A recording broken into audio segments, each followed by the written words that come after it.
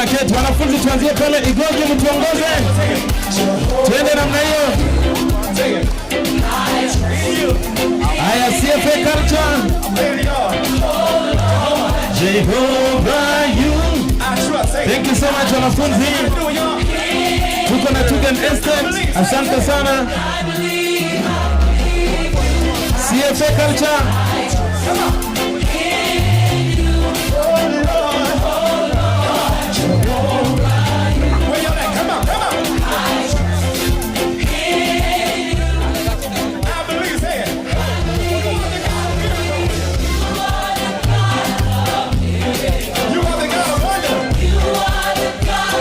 All right. Thank you. Thank you so much. Thank you DJ. Pamoja na wageni wetu, viongozi wote waliopo hapa, tuko na kikundi cha kina mama hapa ambao wamejiunga pia na wazee to conserve the environment. Wanaitwa Lorenge CFA Culture. Tuwakaribishe kwa makofi tafadhali. Lorenge CFA Culture. DJ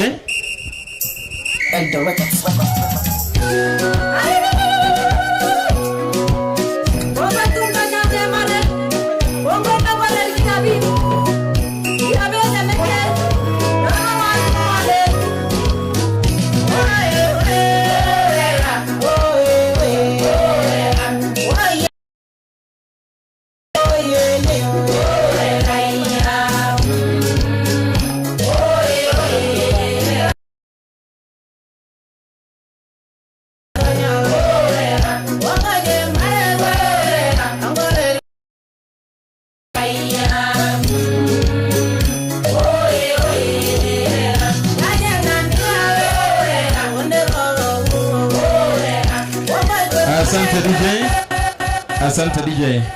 Madam Waziri pamoja na viongozi wote, Lorenge CFA Culture wanaenda kuimba wimbo ambao unaitwa Asai. Waziri kusema Asai kwa Kikalenjin ni hali ya juu ya kukaribishwa kwa heshima ya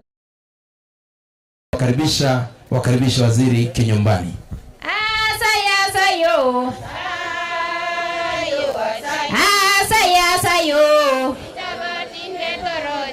Karibu wageni wetu. Alengandoi. Saravandi nyawe. Nebunu Lorenge.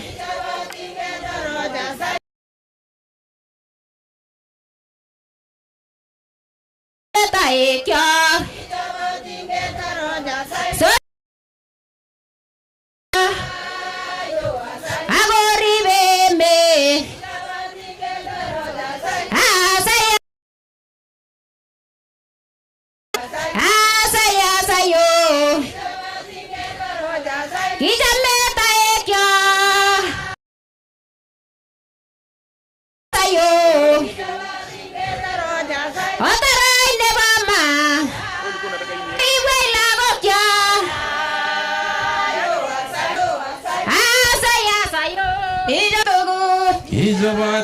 Haya, tuwapigie makofi viongozi wetu.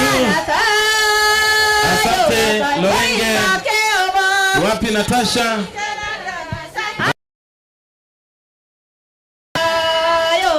Haya, tuanze kuondoka sasa. Lorenge CFA, tuwapigie makofi. Asante sana. Mwenyezi Mungu awabariki. Akaunti yetu juu sana kwa mambo ya kutunza. Una miaka ngapi? 5 years old. Where do you study? Which school do you go to? St. Hannah's. Wow. 5 years. Nataka usikie tu waziri, umepanda miti ngapi hadi sasa? 100. 100 trees. Wapi makofi ya Natasha? Waziri, Governor, Senator, viongozi wote, ladies and gentlemen, this is Natasha, famously known as the Green Ambassador. Wacha aweze kutuambia shairi. My name is Narasha Uasin Gishu, the Green Ambassador. I am 5 years old. I campaign for taking care of my environment, planting trees, recycling, reusing, reducing pollution. I have a question. Do you know climate change? Climate change is global warming. Global warming is increasing the Earth's temperature. Increasing the Earth's temperature is caused by pollution. Pollution is destruction of our environment by littering our cities, destroying our wetlands, and cutting down trees for farming. Stop pollution. Stop destruction. Congratulations, Mr. President William Ruto and Madam CS and all governors. Also, I have a project of climate change. Can I discuss it? Thank you.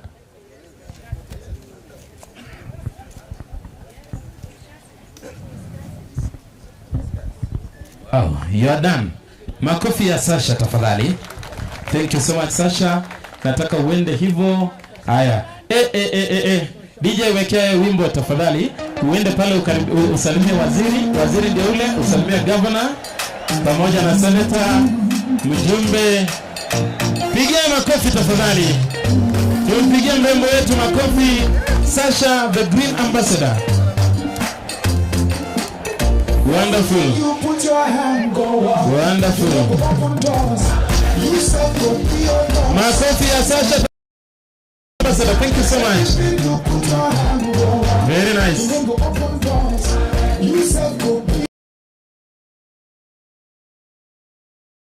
Asante sana Mheshimiwa Waziri pamoja na viongozi wote, naomba kwa ya mazingira na mabadiliko ya tabia nchi kaunti ya Uasin Gishu, Madam Mary Kerich aweze kufanya introductory remarks. Ataweza vile vile kuwajulisha wafanyikazi wa serikali ya kaunti, kisha ataweza kukaribisha commissioner wetu. Karibu Madam CEO. Makofi ya chief officer wetu tafadhali. Our CS, Soipan Tuya, PS, the area MPs, the area MP, the just senator, all protocol observed. Good morning. Good morning. Good afternoon. My name is Mary Kerich. I'm the Chief Officer, Energy, Environment, Climate Change and Natural Resources. I take this short opportunity to welcome all our guests to Uasin Gishu County and to this very important occasion of conservation of our wetlands. Conservation of these wetlands and the programs that we have towards it. So I'm not going to take a long time. I cannot miss this opportunity. Welcome, Madam. By then, Rosalinda Tuya. Welcome, Madam, to our opportunity to quickly introduce the county. Time for them to introduce themselves. Yes, so we have Ambrose. Maybe you can. My name is Mark Some, the CEO, Administration and Devolution, Uasin Gishu County. Thank you, all of us. Let's love it. Thank you so much. Chief guest, Madam CS, and this is my home. I am in Timbaroa. This is my home. Members of the Department of Environment, Uasin Gishu County. Thank you so much. God bless you. I wish you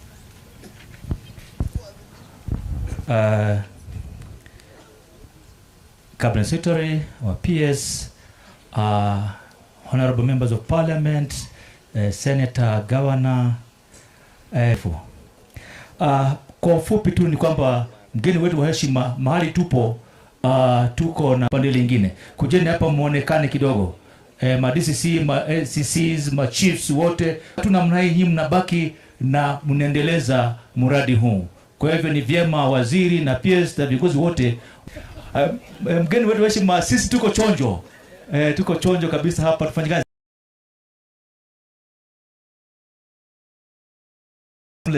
Working together as a team and as a family.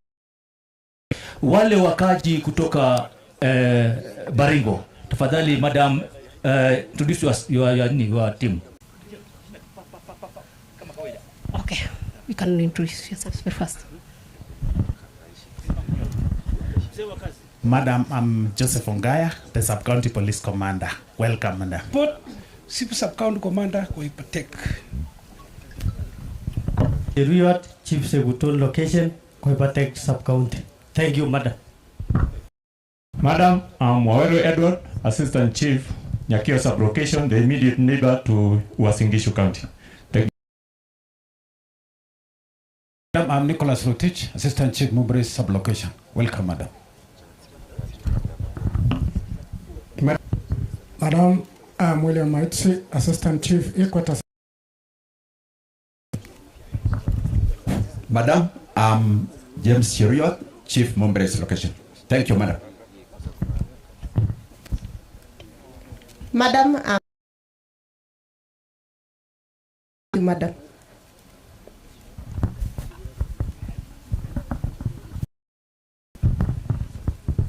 Okay, team from Koibate, can we salute? Thank you. Hawa wote wanajulikana wanatoka Uasin Gishu. Jitambulishe wewe na SCCs, the rest salute na wanaenda. Sio mimi, yeye atatoa. Thank you. Our chief guest, my name is Lillian Lagat, DCC Kese Sub-County. I have 2 divisions. The SCCs, you can come forward for introduction.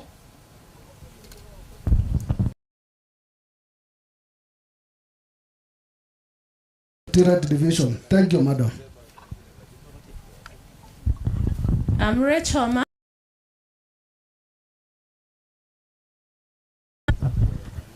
Madam, I'm Adrian Kibet Kilot, ACC Kese Sub-County Headquarters. Thank you. Kenya Prison Service, Eldoret Main Prison. Senior Chief Samuel Bito. Melika Kiblagat, Senior Chief, Kamnatwin Location. Thank you. Haron Jemjor, Senior Chief, Ainapkwe Location. Madam Francis Karanja, Assistant Chief, Kipkure Sub-Location. Thank you, Madam. Madam Frederick Cheriot, Senior Assistant Chief, Tarakwa Sub-Location. Madam, I'm Silato, Assistant Chief, Kaptuma Sub-Location. Thank you, Madam. Madam, I'm Vincent Bitok, Assistant Chief, Lainguse Sub-Location, Dunglu Location. Thank you, Madam. Madam, I'm Dismas Koskei, Assistant Chief, Chagaya Sub-Location. Thank you, Madam. Madam, I'm Penak Chirchir, Assistant Chief, Slipa Sub-Location, Ainapwe Sub-County, Uasin Gishu County. Thank you, Madam. Good afternoon, Madam. I am John Ngetich, Assistant Chief, Ndanai Sub-Location. Thank you, Madam. Madam, you are most welcome to our sub-county. We are the host. Thank you. You can salute. Salute. Asante, asante. Nikasarakasi kidogo lakini nikazuri. Yes, yeah. Yeah, ni kwa sababu tumekuzwa hivyo. Mtusamehe. Wakaji na wananchi watukufu wa Uasin Gishu na Baringo.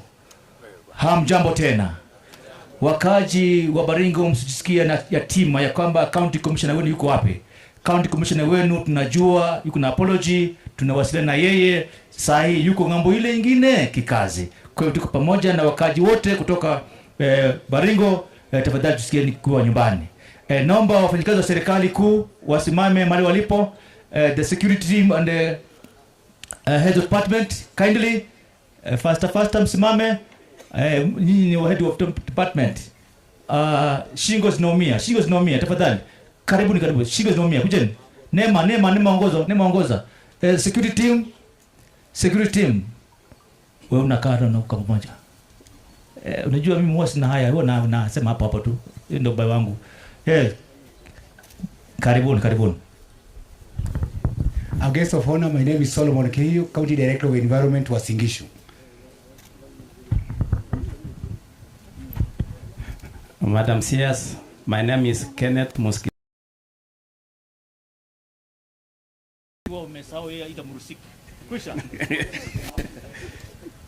Thank you. Our chief guest, my name is Keegan Bernard.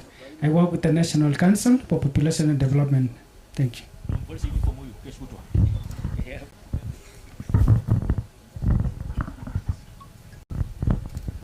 Madam, my name is Chief Inspector Viola Chelagat from AP.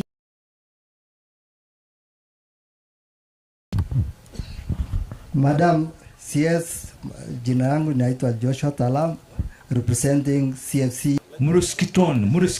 Muskiton. Hawezi kutambulisha wale officers wote ambao dakika moja tu. Maafisa wa KFS wa hapa nyanjani mkuje mbio. Francis Manja Kikurere. Thank you, sir. Talam Joshua, Station Forest Manager. Madam, I'm SSP Kennedy, the Commandant, North Rift Conservancy. Thank you, madam. Thank you, madam. Just kuwatambua tu na wataongea wakati mwingine. Hamjambo, sisi hapa tuko hapa, mimi ni chairman wa Uasin Gishu Sawmillers na Uasin Gishu County. Madam Waziri Ruto, president yetu ya nchi hii. Asante sana. Karibu inaitwa management plan. Nafikiri zimekuwa expired. Na management plan ndio kila kitu. Tunakuomba tushughulikie. Jambo la mwisho. Karibu Timboroa, karibu tena, tutatunza miti. Asante. Asante sana mgeni wetu heshima, niruhusu kutambua wale wote ambao wamefanikisha siku ya leo. Ukweli kabisa ni kwamba tulikaa county and national government pamoja na tukaleta partners wote wengi ambao ni University of Eldoret, MTRH, KMTC, Global Earth, wengi ndio wameweza kufanikisha siku ya leo. Natamani niweze kupata mmoja kutoka Baringo, msemi mmoja. DCC anaweza kuangalia pale very fast. Harakisha DCC, tupate msemi mmoja kutoka Baringo, kwa sababu hao pia ni washikadau katika maeneo haya. Hao pia watachangia utunzi wa sehemu hii ya chemichemi. Basi napeana apology ya our regional commissioner Dr. Abdi Hassan ambaye pia hakuweza kufika na anatamani kabisa kuwa pamoja nawe mgeni wetu heshima. Kwa hivyo kwa ufupi ni kwamba sisi tuko tayari, tumejiandaa. Ngeno, anajua. Okay. Tuko tayari, tumejiandaa kuona kwamba yale ambayo tunapanga wema wa nchi hii ikapata kuweza kutimia. Ndugu Ngeno, tafadhali kuja kutoka Baringo, wakilishe Baringo. Ndugu Ngeno, tafadhali. Jirani hapa. Hao ndio tutachunga hawa. Asante sana waziri, bwana gavana, PS, senator wa Uasin Gishu, mheshimiwa wetu hapa na wageni wote walio hapa na wananchi, mjambo. Bwana Yesu asifiwe. Basi nitakuwa tu na machache. Madam Waziri, mimi nimesaliwa katika eneo hili. Mimi ndio na boda hii dam ya Timboroa, na hili limekuwa wazo letu katika muda mrefu. Tunashukuru imewadia, na tukipenda kupongeza serikali ikiongozwa na wizara yako na NEMA kwa kuleta hili mradi hapa hivi. La pili, kama mkaaji wa hapa, tunashukuru. Tuko na shida kidogo tu ya boundary. Wengi wamesema hapa ni Uasin Gishu vile ambavyo ilitangazwa, lakini ni vyema tutangaze pia na sisi kwamba sisi ni wakaaji wa hapa. Ngambo hii yote ni Baringo, sehemu ya nyuma hapa ni Baringo na ni Koibatek, sehemu hii ni Baringo. Na mimi kama mkaaji wa hapa, nikiona shughuli zote zikiendezwa na upande huu mwingine, nasikia ni hujuma sana. So nitauliza tu nitauliza tu wale ambao watakuwa wanapanga wakati ujao, kwa sababu wazee wa mitaa hapa hawakuweza kuongezwa katika mipango hii. Akina mama, vijana wa hapa hawakuongezwa katika mipango ya sehemu hii. Na tusipoongea siku ya leo, hili nini litaendelea mpaka siku zingine zikue ni kama hatuelewi. Ya mwisho, ile wakati tutakuwa tunafunga fence kwa hii dam, nitaomba tu tukonzide watu, kwa sababu watu katika milima hizi wanatumia hii maji more specifically kwa ng'ombe. Tuweze kutengeneza mahali ambapo ng'ombe inaweza kunywa maji kwa uzuri, na mahali ambapo akina mama wanaweza chota maji hii mpaka ile wakati tunapewa maji. Lakini waziri, Mungu akikuguza, sema neno moja tu, tuko na pump hapa, maji ipelekewe watu nyako sehemu hii nyanda za juu. Ya mwisho, nitaomba wakaji wa hapa, hata kama amja participate katika mipango ya kupanda hizi miti, tafadhali, miti ni muhimu katika jamii. Tuweze kuchunga hizi miti. Nitakuwa mmoja wapo ambao nimechunga miti karibu 600 hapa, ambayo tulipanda 2021. Nimechunga mpaka zimekuwa kubwa. Hizi pia, kwa sababu wakati mwingine hatuko karibu, tuweze kuchunga hizi miti, kwa sababu watoto miaka zijazo watakuja kufurahia hali ya anga nzuri kupitia kwa hizi miti. Nashukuru sana na tunawakaribisha kila mara uweze kukaribia sehemu hii. Asanteni sana na Mungu awabariki. Asante sana. Tunatambua uwepo wa Dr. Saina kutoka Elgeyo Marakwet kuwa pamoja nasi. Mimi nilipokuwa mdogo nikiwa dio Sacho kwa mzee Nyayo, Mheshimiwa Sirima tayari yeye alikuwa yuko ngangari, tayari alikuwa mbunge na akachapa mpaka leo, na viongozi wengi wako hapa, vigogo wako hapa. Kwa hivyo swala ambalo amelileta huyu, vigogo hivi ambavyo Mungu amewajalia wanajua, na diposa tuko hapa. Na kwamba hamkuhusishwa ni kwamba tumeweza kuwasiliana na mwenzangu pande ile. That's why unaona serikali kuu iko pande zote mbili hapa. Kwa hivyo hili jambo ni pamoja kama kawaida, si jambo la kushangaza sana vile, na mengineyo ni ya nyumbani. Otherwise niruhusu mgeni wetu niweze kumkaribisha Director General wa NEMA aweze kuendelea kutoka hapo ya madam. Asante.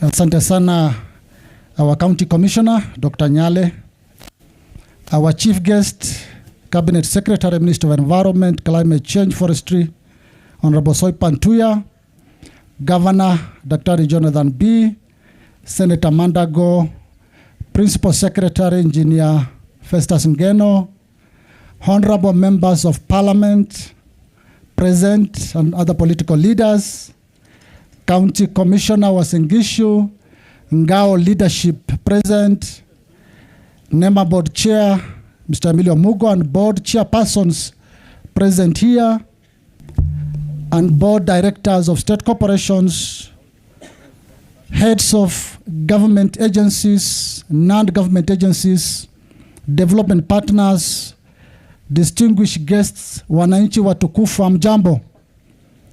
Amjambo tena. Waziri, ukiangalia leo tuko na plastic free event. Hakuna plastic bottle ya maji hapa. Kuna soda tu hapo iko hapa na iko katika glass bottles. We want to profile this in all our environmental events. Waziri, nafikiri kuandaa hii event tulikuwa na partners wengi, government agencies, non-government agencies, development partners, marafiki wengi sana na wananchi wote. Nataka kuchukua hii nafasi kuwatambulisha all the CEOs from state and non-state actors. Karibuni hapa tafadhali. We like to acknowledge your support and recognize you in a very special way for supporting this event. All the CEOs, both from government agencies and private sector development partner, tafadhali karibuni hapa.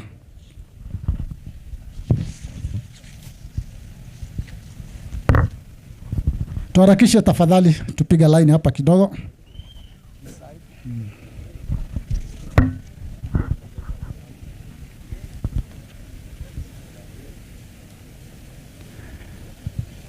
Marafiki wetu wote, karibuni, all the CEOs, those who are representing their CEOs also. Tafadhali do a very quick self-introduction. Then I will give 2 or 3 persons to speak on behalf of the organizations. Patia.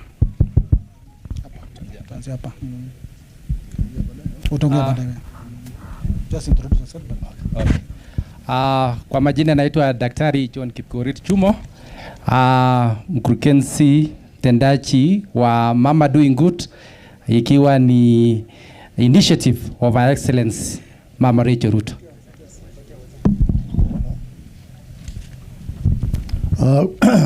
Honorable CS na wageni wengine wako hapa.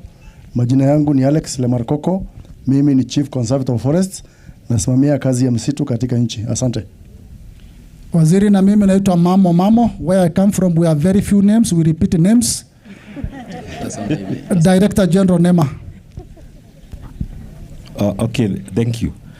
Madam CS, the PS, Governor, Deputy Governor, and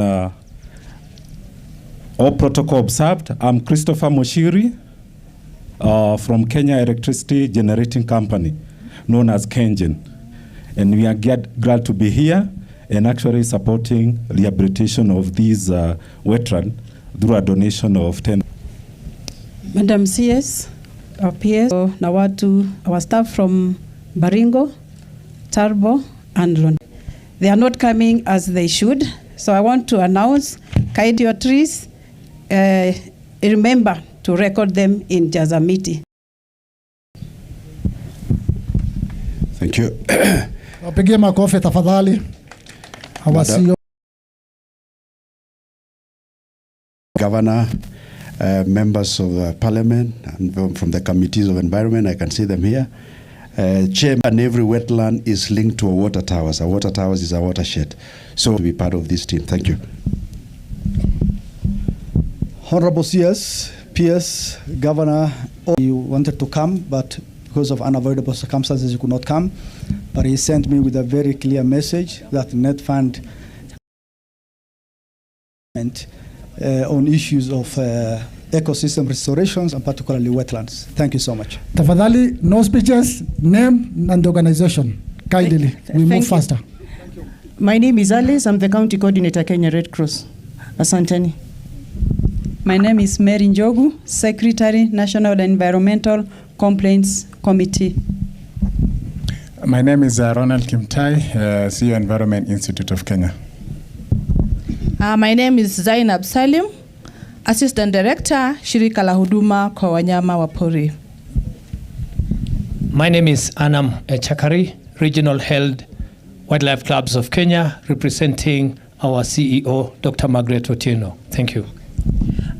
Madam CS, all protocol observed. My name is Peter Kinyanji.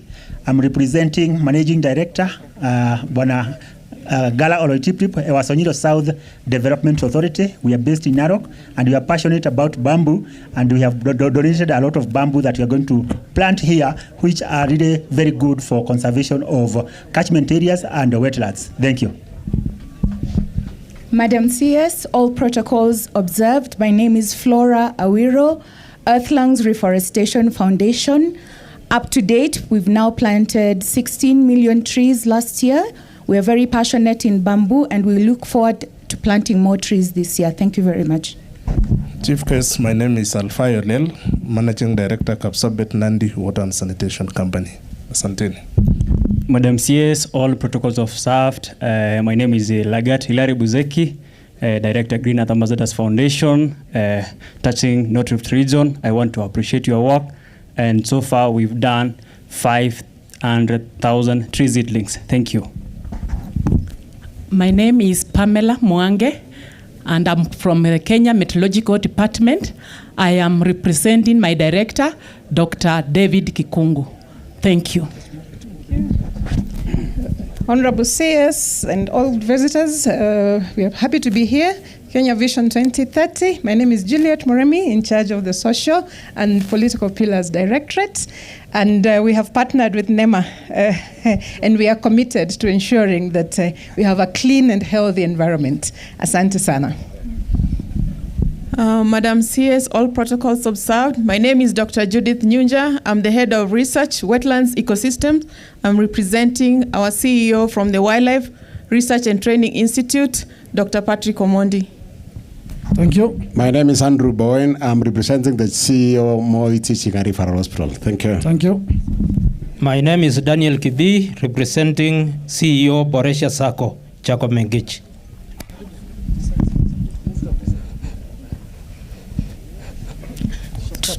To our chief guest, all protocols observed. My name is Pamela Dio.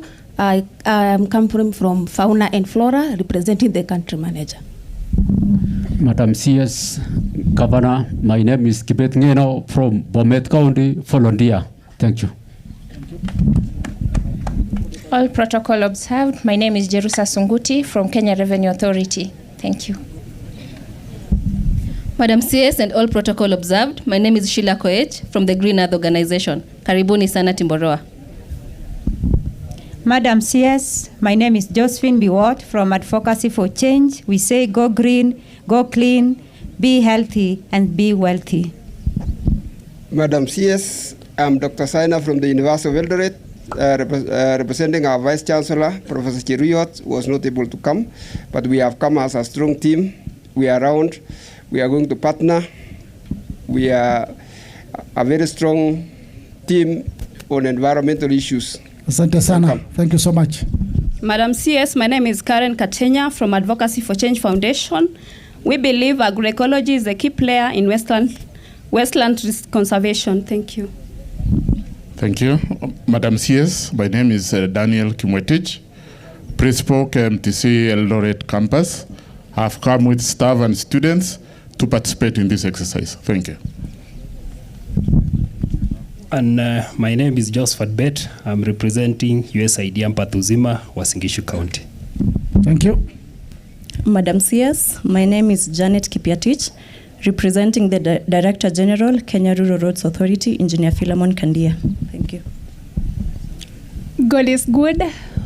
My name is Riokadia Grace, studying in for my Regional Director, Kenya National Highways Authority, Quality Roads, Better Connections.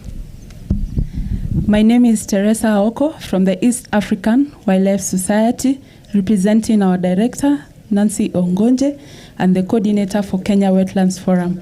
Madam CS, you are welcome to be a member of Kenya Wetlands Forum. CSPS, my name is Aaron Masia. I represent Belinda Akelo, the Secretary, Environment Tribunal. Thank you. Madam CS, all protocol observed. I'm Dr. Joseph Mwangi, Country Manager, International Crane Foundation, and a co-host of this organization because we hosted all the research, all the heads of schools here for the build-up activity and also a supporter of this function today. And Madam Mamu, I'm going to share one point for this particular occasion that Uasin Gishu has the biggest number of grey crown cranes in Kenya, and that is why we are hosting this organization here. Thank you. Presenting our CEO, Mr. Peter Ndegwa. Thank you. Madam CS, PS, all protocols observed. My name is Caroline Okango. I'm here representing our Managing Director, Honorable Peter Biwot. He's not here, but ELDOAS as an organization is one of the key players in conserving the environment in this region, and we are also partnered with TNC, who actually take care of the biodiversity in the catchment areas. Thank you. My name is Monica Boit, representing Vijana Umoja Pamoja Foundation. We do specialize on preparing seedlings, especially for the indigenous, and we are proud to be the ambassadors of green environment. Madam CS, all protocol observed.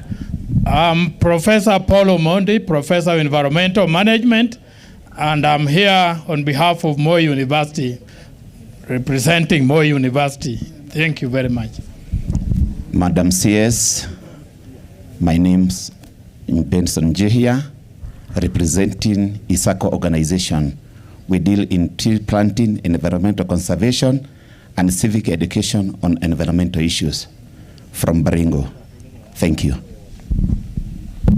Madam CS, all protocols observed. I'm Evelyn Duko, representing Vera Beauty and Fashion College. Thank you. God is good, and all the time. Vivian Atieno from Narasha Dada. I'm the CEO. Madam CS, all protocol observed. I'm Edwin Owino, representing Uasin Gishu Solid Waste Management Association. Great. Madam CS, my name is Onyancha Dennis, the X Generation Youth Group. Thank you. Thank you. Thank you. Let's clap for them. Waziri, you can see the diverse stakeholders that we were able to coordinate to ensure that we have a very successful World Wetlands Day. Now, let's have all NEMA and Ministry of Environment, Climate Change and Forestry staff just stand up kindly. Stand up and wave kindly. Asanteni sana. A round of applause for all our stakeholders and NEMA and the Ministry of Environment team. Now, I have two gentlemen here. I would like them to say a word or two. Dr. Chumo, the CEO, Mama Doing Good. Daktari, karibu.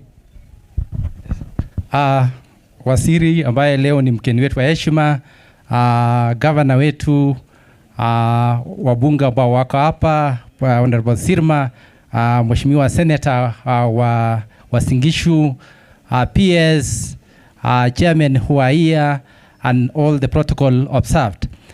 Nimesimama hapa nikiwa CEO of Mama Doing Good, na huwa tunasema Mama Doing Good and doing it the right way, ikiwa ni initiative of Her Excellency the First Lady of the Republic of Kenya, Mama Rachel Ruto. Ya pili, nataka niwapatie salamu kutoka kwa mama mwenyewe, akijua kwamba tuko hapa to celebrate World Wetlands Day.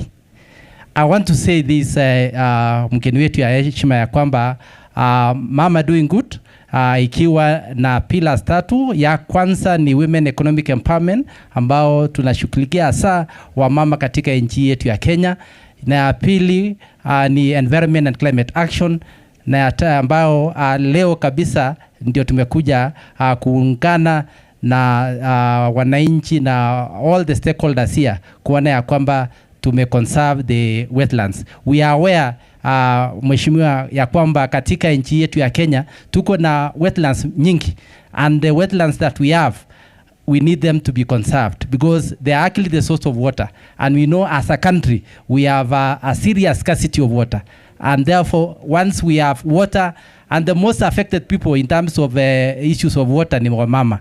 Na ndipo Her Excellency the First Lady is so committed to ensure ya kwamba wamama wanapata nafasi ya kupata maji karibu nao ili wafanye kazi nyingine za kiuchumi. Na kwa hivyo katika nchi yetu ya Kenya, this is one of the wetlands that requires serious conservation because it really takes care of these areas. Among many areas, we have all the wetlands kutoka Baringo all the way to even Lake Victoria region. And therefore, as Mama Doing Good, we are ready to work with you. As you know, Her Excellency is complementing the work that you do within the executive. And I want to say this, that even when it comes to the issue of planting the 15 billion trees, which you are actually championing, and with His Excellency the President, Mama Doing Good is committed through as an initiative of Her Excellency to plant 500 million. And therefore, like this place we are actually planting, we are going to give 10,000 trees so that it can actually be able to be conserved here. Kwa hivyo sisi tunataka niseme asanteni, tufanye kazi pamoja na tuone ya kwamba katika nchi yetu ya Kenya maneno ya conservation iwe mbele. Asanteni sana na Mungu awabariki. Cabinet Secretary with here.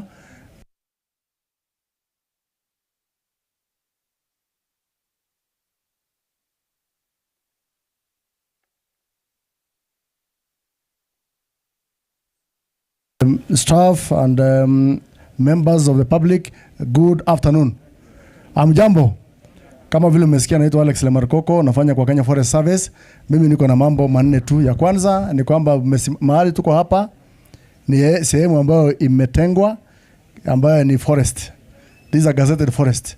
You are actually in within the Timboroa Forest Station, Muchorwe bit. Kwa hivyo hapa unapanda miti in the right place. Ya pili, kuna uhusiano kama vile mwenzangu alisema baina ya wetlands na misitu na environment na mambo yote ambayo ni ya kuhifadhi. Mambo ya climate change, mambo ya global warming iko na uhusiano na pahali ambapo tuko siku ya leo. So when you plant trees and conserve this area, we are actually contributing to fighting climate change.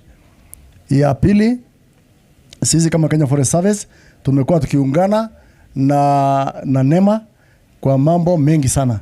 Mambo ya wetland tunafanya kazi pamoja na tutaendelea kufanya kazi pamoja. Hata sisi tukiwa na kazi yetu mwezi wa 3 tutakuwa na International Day of Forest, watakuwa pamoja na sisi na tutakuwa kufanya kazi pamoja kama vile serikali inataka. Ya 3, ningependa kusema kwamba katika strategy of 15 billion ile ambayo rais wetu anaongoza, Kenya Forest Service inaendelea kuwapatia huduma ya technical backup. Kama kuna mtu yote ambaye anahitaji kuelezwa vile atakuwa na nasari yake, station zetu ziko tayari, officers wetu wako tayari kuwapatia mawaidha vile unaweza kuwa na nasari yako. You can have your nasari kwako nyumbani, unaweza kuwa na nasari mahali yote iko na maji kama borehole ama wetland. You can have a nursery and you can get that technical advice from our forest officers who are everywhere in this country. Ya mwisho ambayo ni 4, nitaongea mambo ya operation ambayo inaendelea katika Kenya nzima ambayo inaitwa Operation Imarisha Msitu. Tangu tupewe maskari ya kutosha na waziri wetu ambaye yuko hapa, tumekuwa na operation ya kuhakikisha kwamba hakuna watu wanaharibu msitu. Na hiyo operation haitasimama, hata ingawa kuna wale ambao labda wanasiasa wengine walifikiri kama tunaweza kusimamisha, haitasimama kwa sababu tumeona manufaa. Tumeona manufaa ya kuweka hiyo operation. Kwa sasa mambo ya kuweka ng'ombe ndani ya msitu na kuweka manyumba ndani ya msitu, hiyo haikubaliwi.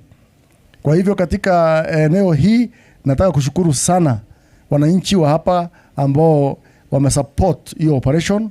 CFA ya Timboroa, ya Lorenge, ya Nabukoi, ya Sengalo, hata kule Serengoni upande wa Nandi, upande wa Kapsaret na hizo station zote wote wanatupatia support ya kutosha.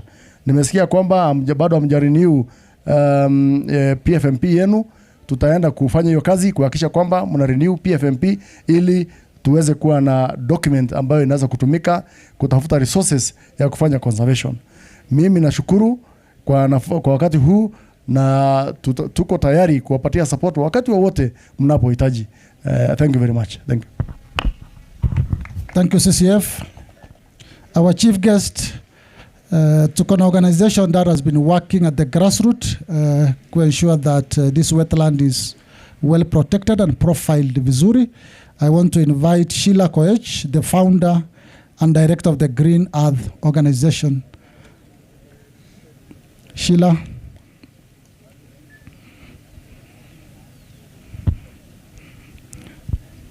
Tumpigie makofi. Asante sana Sheila and the team. Thank you so much, Bwana DG.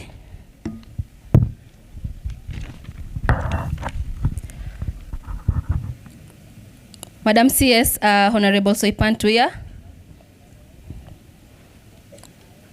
and all protocol observed, ladies and gentlemen, good morning, good afternoon. I am honored and delighted to stand before you on this World Wetlands Day, a momentous occasion that allows us to reflect on the significance of wetlands in our ecosystems and the imperative to protect and preserve these invaluable habitats. I stand here on behalf of the Green Earth Organization, a local community-based organization, and on behalf of all the community people utilizing this very important resource, which serves more than 10,000 households, 100,000 individuals, livestock, and more than 50 private and public institutions. The Green Earth Organization is a community-based organization based in the North Rift of Kenya, registered here in Uasin Gishu County, with a mission to restore and protect the natural environment. Our activities include environmental awareness campaigns, environmental education, and ecosystem restoration initiatives. Since our inception in 2017, the Green Earth organization has grown more than 1 million tree seedlings, conducted environmental education in more than 50 primary and secondary schools, and restored several hectares of dilapidated land. Today, we unite for Wetlands Day, focusing on wetlands and human well-being. This theme emphasizes on the intricate link between wetlands and human prosperity. Wetlands, as a life-supporting ecosystem, provides fresh water, fertile soil, and rich biodiversity for all other species of animals and plants. Despite their vital role, urbanization, pollution, and climate change pose unprecedented threats, endangering the service they offer.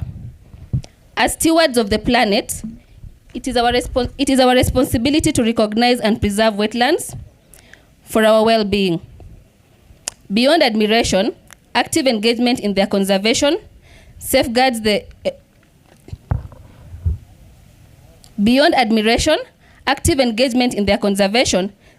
environment, ensuring clean water, fertile soil, and livelihoods for community globally.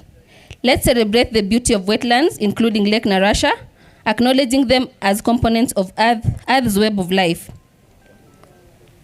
In our daily lives, each one of us can contribute to wetland conservation through responsible water usage, supporting restoration projects, and advocating for environmentally sustainable policies.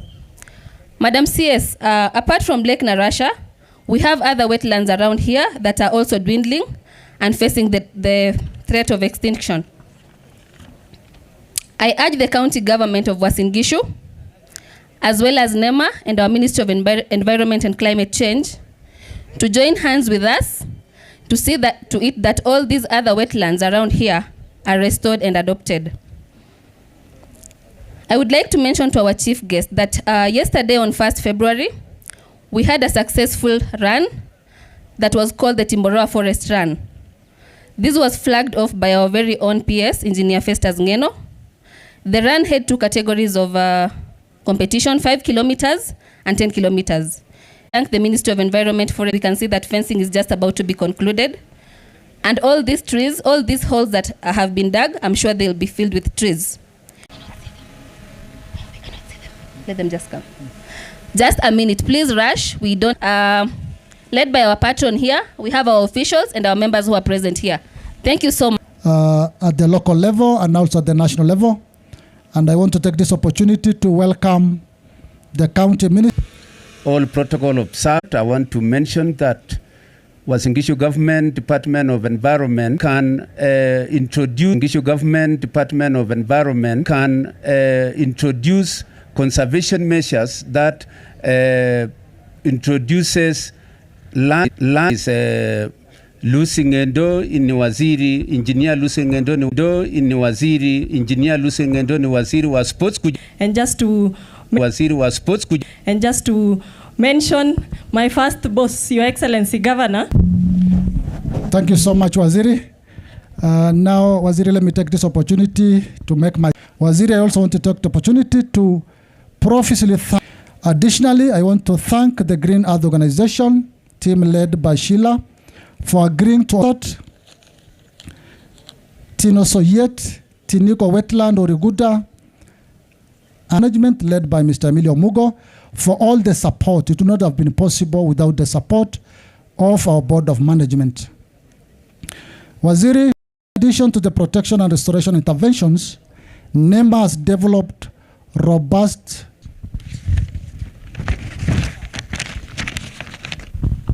The second was Lake Jipe. We did Ondiri Wetland. We did Ewaso Narok, Sabaki Estuary. Our chief guest, in partnership with the UNEP and the ministry, we've developed the Wetland Atlas, call it Kenya Wetland Atlas, and we are in the process of implementing the same. We've also developed national marine litter to address the impact of plastics in our wetland resource. And this we launched during UNEA 5.2. County government development partners possible. Lastly, Waziri, make this event a success. This is our wetland. It's our and collective responsibility as citizens of this country to conserve. I thank you.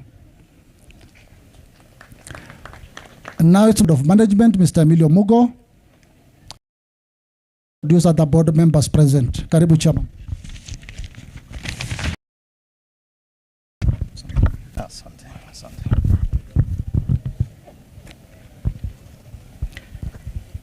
The Minister for Environment, Climate Change and Forestry, Your Excellency the Governor,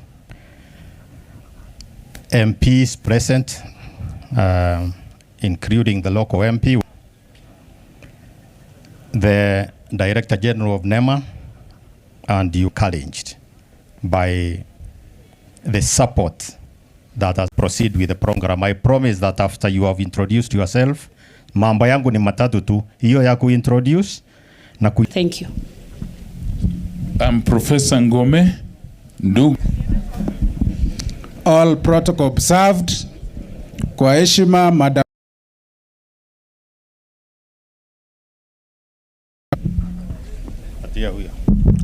My name is Anil Mutwiri, a board member. My name is Chris Makoha. Waziri, mimi ni secretary wa the board na tena DG wa NEMA. Asante.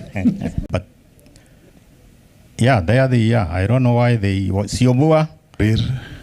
I'm a board member, Net Fund. Thank you. Representing the office of the Prime Cabinet Secretary. Please, if you can.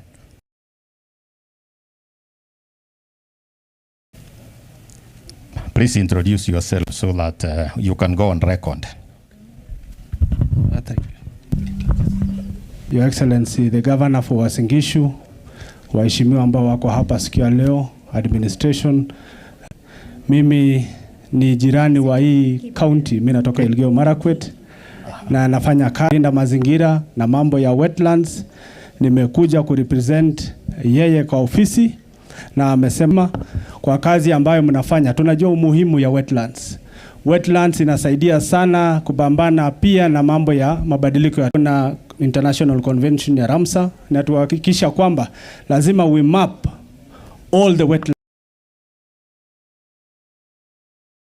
and water comes from. So mimi nashukuru. I want to say thank you CS. I want to say thank you peers for the work that you are dumping into these wetlands.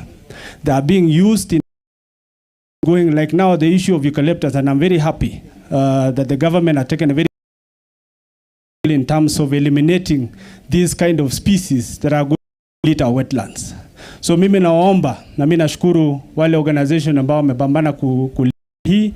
Sisi zote tuchunge mazingira yetu kwa sababu hakuna afya njema kama mazingira. Guest of honor, Madam Soipan Bwana Chelalim, Dr. Chelalim, sorry. All protocols observed, the best professionals that will safeguard our environment. We have been part and parcel of the process. Now for those who have come to represent those, I'm going to be very brief in what I am going to say. First, that we are here basically rehabilitating wetlands is a great achievement for NEMA, and I want to thank you personally for the leadership that you are providing us in terms of ensuring that the landscape restoration approach is encompassing all the stakeholders. The people who have introduced themselves here today is testimony to the traction that this activity has, particularly in the region where we are, in Uasin Gishu and the neighboring counties. And I can assure you that as the board of NEMA, we are also the interest that it is creating other stakeholders. As a board chief guest, our role is majorly to environment for the management to do what it has to do and to advance the government's agenda. And I can assure you that this we are going to do without fail. And we have discussed this so that the adoption of the wetlands can take effect as quickly as it can, so that we save on public.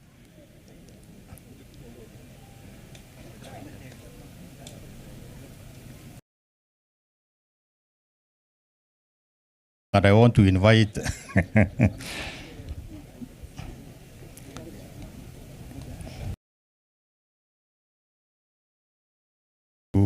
I was looking and seeing like you are being distracted, and I wanted you to hear me invite the next person. But before I do that, I stand here today. A few of my friends here, the Musa Silma there, a former professor. 40 years ago, I came here as a trainee forester. This was that yote yawezekana. That is epitomizing a bottom-up approach. That was my first time to move up to take us through the remaining part. Miziko hapo. Area member of parliament, the county commissioner of management, Mr. Emilio Muko, board of directors and chairpersons of state corporations present. The principal secretary, State Department of Environment and Climate Change, Ikosawa. We had a run, as mentioned by Green Earth Foundation. I did 5. Before I just make my few remarks, I would like committee members of Environment and Climate Change and Forestry, our members of Environment and Committee of the National Assembly, will give each one and every one of you yourself na vile mtajipanga, sijui vile mmejipanga. So karibuni sana. Just take charge. Governor Uasin Gishu, members of parliament who have wetu, all the members who are here, and of Nazareth. Nilisikia mwingine akiongea sijui Yesu mkane. Now, so I'm talking about Jesus Christ of Nazareth. Now, allow me, Madam CS, the members that we have here, I'm doing it on behalf of the chair. Normally I am the PA to the chair, so he sent me with his message, but this is the speech of the chair. Thank you. Asante sana Madam Chair, ambaye anamwakilisha chair, Madam Waziri Gishu, the Honorable MP wa area hii, na all stakeholders present today, members of staffs by the forest, na wananchi walioko hapa. Asalamu alaikum. Bwana Yesu asifiwe. Mimi kwa majina ninaitwa Fatuma Masito, na mimi ni County MP. Kwa kazi nzuri ambayo mnaifanya. Kama hamjui, unajua mgeni akiingia ndio atajua nyumba yako. Siku si unaiona? Kila siku unaangalia hata ujui, lakini mgeni akiingia ndio atakwambia hii nyumba yako ni mzuri ama ni mbaya. Uasin Gishu mna bahati, mwambieni Mungu. It's also very clean. Mazingira safi kabisa, utafikiria hapa uko Europe. So I congratulate you, na ninawaambia keep. The CS, the governor of Uasin Gishu, the member of parliament, our peers, all protocol observed. Amjambo. Kwa majina mimi naitwa mjumbe wa eneo bunge la Kacheliba, sisi ndio walikuwa kwanza kukataa kulipa kodi. Ndio maana tukawa tunafungwa mahali ambapo inaitwa hajalipa mpaka baadaye ikakuja ikakuwa constituency. Lakini this time tumekubali kulipa kodi. But we are organizing ourselves in a manner that is very well. Nataka kushukuru Mungu kwa sababu nikimwona county commissioner wetu mchapakazi kabisa Bwana Edison Nyale, nakumbuka mahali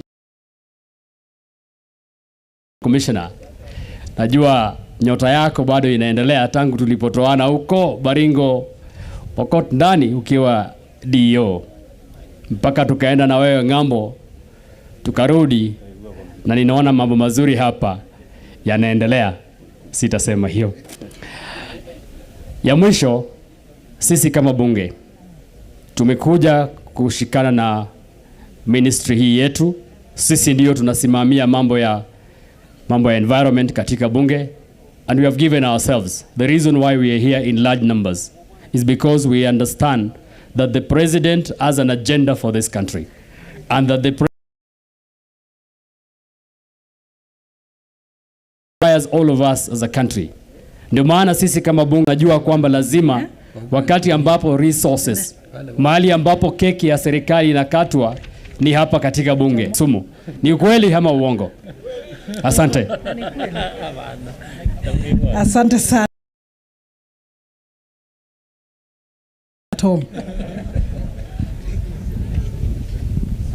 Minister CS Soipa. Mimi jina langu ni Joseph Mwar. Ni mjumbe wa Turkana Central. Issues to point out.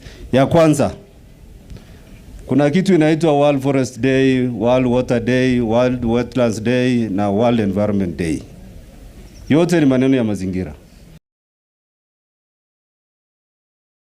Day.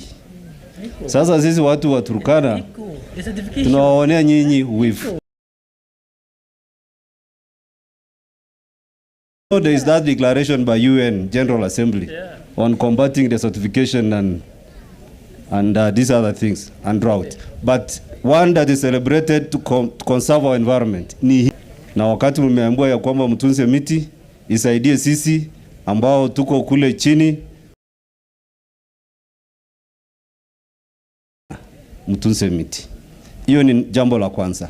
La pili, juzi tumepitisha sheria inaitwa Climate Change Amendment Act 2023.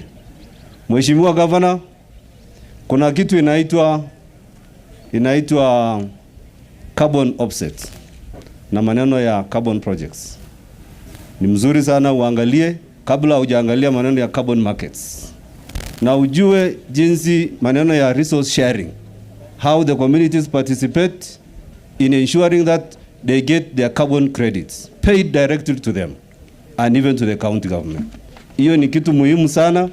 Those who are working here as CFOs, tafadhali sana. It is very important. We pass that also to benefit communities and to benefit county governments. Isiwe tu inakula huko na wale ambao ni vigogo wanatupatia sisi kitu kidogo kidogo. Ni wakati mzuri sana tuzungumze na wao. Mheshimiwa CS, ile kitu inaitwa carbon bond tunahitaji as we discuss about the Euro bond. Thank you so much. Madam CS, PS wetu Wanangeno, mimi hapa naitwa Kemani, mimi naitwa Joseph Wainaina. Na wewe ni rafiki yangu, nasahau jina yangu.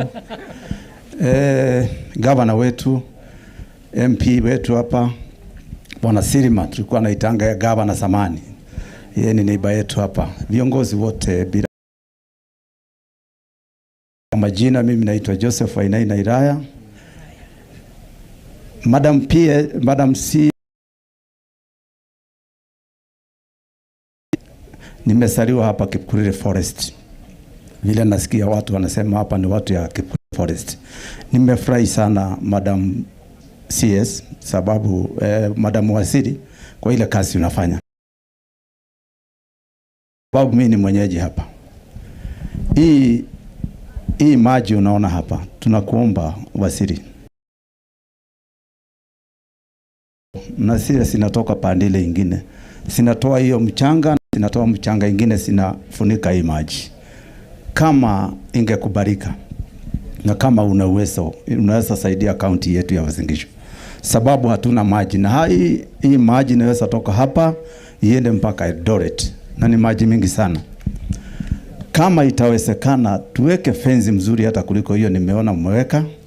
Tuweke hata kama ni fenzi ya mawe, ndio tusuie hii maneno ya mmonyoko wa udongo kuingia kwa hii maji. Ndio hii maji itakuja saidia kaunti yetu ya Uasin Gishu. Ya mwisho, waziri, kusaa mtoto ni rahisi, kulea ndio maneno. Mambo ya kuchunga miti tunaomba sana uongeze maaskari, kama ni magari vile nimesikia wanasema hapa, wachunge hii miti tunapanda. Sababu hata hiyo hii miti tukipanda saa hii na hakuna mtu ya kuja kuchunga, hii kazi yote waziri itakuwa ya bure. Na vile ujuavyo waziri, maisha ya binadamu yote ni maji, na maisha ya watu wa dunia mzima ni miti. Kwa hivyo ujua waziri, maisha yetu yote iko juu yako. Kwa hivyo tusaidie kuchunga hii miti vile inawezekana. Pesa iwekwe kwa maneno ya kuchunga miti na maneno ya maji. Kwa hayo machache waziri, tunakushukuru, na tukiwa kwa hiyo komiti, sababu miko kwa hiyo komiti, tutakusaidia kwa vile vyote kusaidia nchi hii sababu ya maneno ya climate change. Tafadhali tuko pamoja na waziri. Asanteni sana na Mungu awabariki.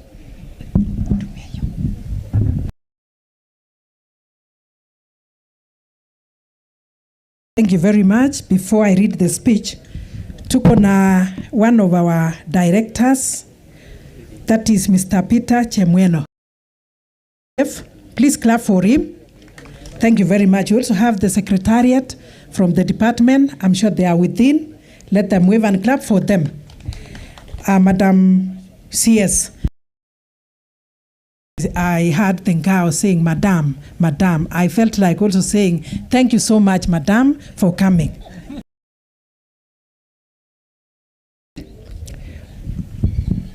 Okay, I can use this one. Soipan Tuya Presides, the Cabinet Secretary, Ministry of Environment, Climate Change and Forestry. His Excellency Jonathan P. Governor Uasin Gishu, PH. The Principal Secretary, State Department for Environment and Climate Change, and all the I express my sincere gratitude to the Cabinet invitation to the Departmental Committee on Environment, Forestry and the Parliament of Kenya has been at the forefront in fulfilling its constitutional mandate of legislating on environmental and climate change, being major issues of the designated World Wetlands Day. It serves as a platform to enhance public awareness for their conservation risk to these ecosystems due to restoration for a clean and healthy environment. Their commitment to environmental stewardship sets a significant precedent and underscores active efforts in safeguarding and revitalizing critical ecosystems in this important endeavor to conserve and restore our vital ecosystem. I thank you. That is Honorable David Kikaria, Chairperson, Forestry and Mining. Please clap for him in absentia. And my name is Beatrice Kemei, County MB Kericho. We appreciate what you are doing. And we want to confirm that next time when you come for the budget, with all this, we will make sure that we add something for you. Because we've seen what is happening. And my members, the members of this committee have talked very well. Uasin Gishu, Akchebo Tugen. Abunu Kericho, abunu Kipsigis, Chepsigisiat, koya no mwoe. Lakini makekure chemeteket, makomeotinde boisiei, ak amwoe kityo ale ongerib forest, ak ongetoret ak kesupporten His Excellency the President, ak kemwa kele mieta. Reading somewhere today that 10 African countries with the lowest cost of living in 2024, Nigeria is number 3. So we are moving in the right direction. I urge all the people of Kenya to make sure that the government in all the agendas, this one being one of them, and that is why we are known globally. And for this engineer, tunasema asante sana. So you ran 5 kilometers. Naona at least you tried. Next time it is 10. Tutasaidiana. I at the home of champions. I at the home of champions. Tunasema hata huku Kericho, it is the green place. Finally, I say may the good Lord bless all of us and parts, other wetlands, because we see our wetlands are drying up. Extend the same. God bless. Our committee. CS, I think the last statements were the music to our ears in terms of the budgets.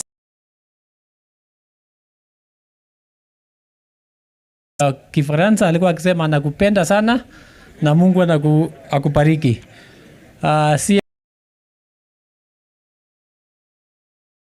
Honorable Sirma to make, naona mtaongea na Manda kwa hapo.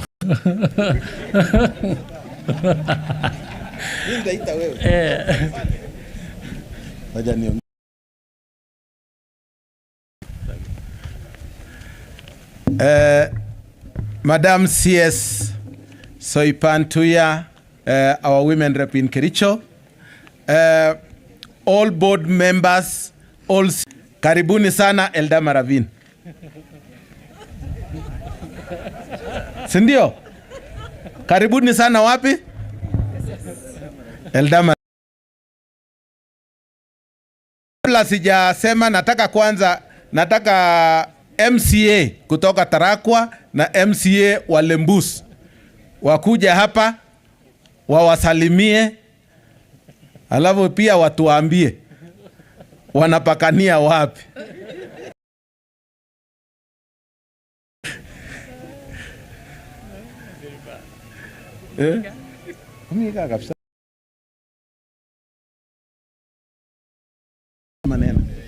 Bas, asante sana mheshimiwa. PS, governor wetu, senator, itifaki yote ikizingatiwa, na wasalimu wa mjambo. Yeye ndiye mjumbe wangu. Hiyo ya maana ya siku ya leo. Ya maana siku ya leo ni kufurahia siku hii kuu ambayo mmetuletea kwa CPO. Sisi ndio tunachunga maji haya, yakifika hao wangwana yote hawatakuwa hapa. Mimi na Kimweno tutakuja jioni, kuja kesho asubuhi. Utajua kwamba ni Baringo. Sehemu hii ni Baringo. Lakini haya tutakabiliana wakati huo ambayo itakuwa ya boundary review ambayo tutakuja kusemezana. From here to Uasin Gishu, human settlement tunaenda mpaka Madharu. The other human settlement tunaenda mpaka kwa PS. Side ni kwa mheshimiwa huko Chagaia. So sisi viongozi mkitengeneza program mtuongeze ili asante sana. Thank you. 1 minute please. Mheshimiwa Waziri, governor wetu kutoka Elgeyo Marakwet County Assembly, na pia waziri, tuko hapa leo si tukiwa Elgeyo Marakwet na nikitoka mwisho ya ward ambayo ni ward ya Metkei. Tumefika hapa ili tuungane wote kwa hii conservation ya wetlands. Pia waziri, niko hapa ili kukukaribisha. Elgeyo Marakwet normally brings havoc during rain season, so come to Elgeyo Marakwet, do conservation of scarpmen. Thank you and may God bless you.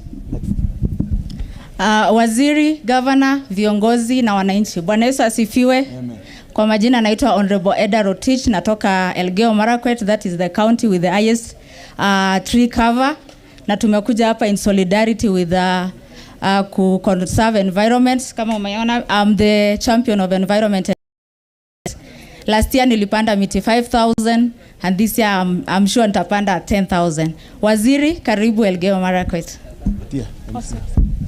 Thank you. Mheshimiwa Waziri, our PS, His Excellency the Governor Uasin Gishu County, Senator Uasin Gishu County, wajumbe ambao ni members wa environment, CEOs wote, viongozi, Bwana asifiwe. Tusalimiane, Bwana asifiwe. Members wa CFA, Timboroa, Lorenge. Kwanza kabisa, Madam CS, nataka kukaribisha Tarakwa Ward, Kese Sub-County, Uasin Gishu District. Nataka nianze tu from the onset. Na sherehe kubwa ilikuwa hapo, na naamini Mheshimiwa Sirma ulikuwa. Mumbres ilipeanwa. Yes. Initially tunajua Uasin Gishu ilikuwa inaenda mpaka makutano. So as we speak is it related? Because tuko na history ya kwamba this lake is related. Watu wanaishi Lebanon, Kilimanjaro na mahali watu wanaishi in East Africa, this is the highest point. So there is a lot CS that needs to be done here. Tourist attraction. Department ya environment na tourism. Kwamba ng'ombe iliingia hapa na nyororo ikapatikana Lake Victoria. What is that? Hiyo ni nini? Na imetoka tangu mababu zetu. We are ready as Uasin Gishu County Assembly to participate. Is well protected. My father started nyumbani just 5 kilometers from here. Thank you. So guys, thank you so much. Asante. Na karibuni tena na mbarikiwe. Asante sana mheshimiwa. Kweli umetoa historia, na uzuri ni kwamba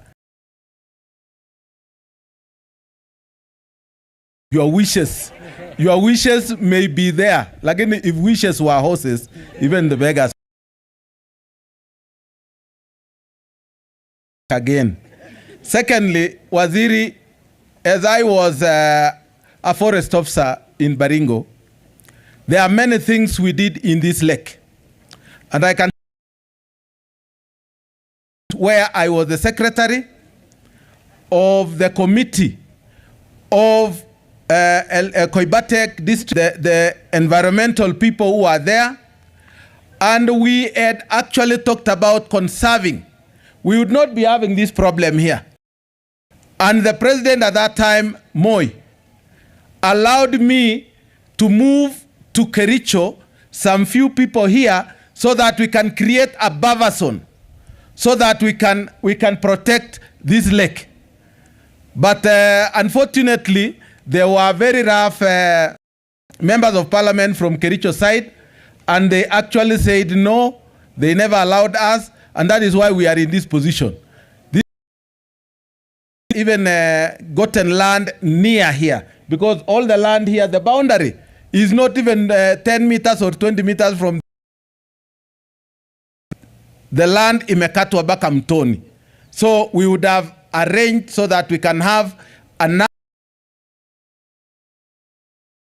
trees.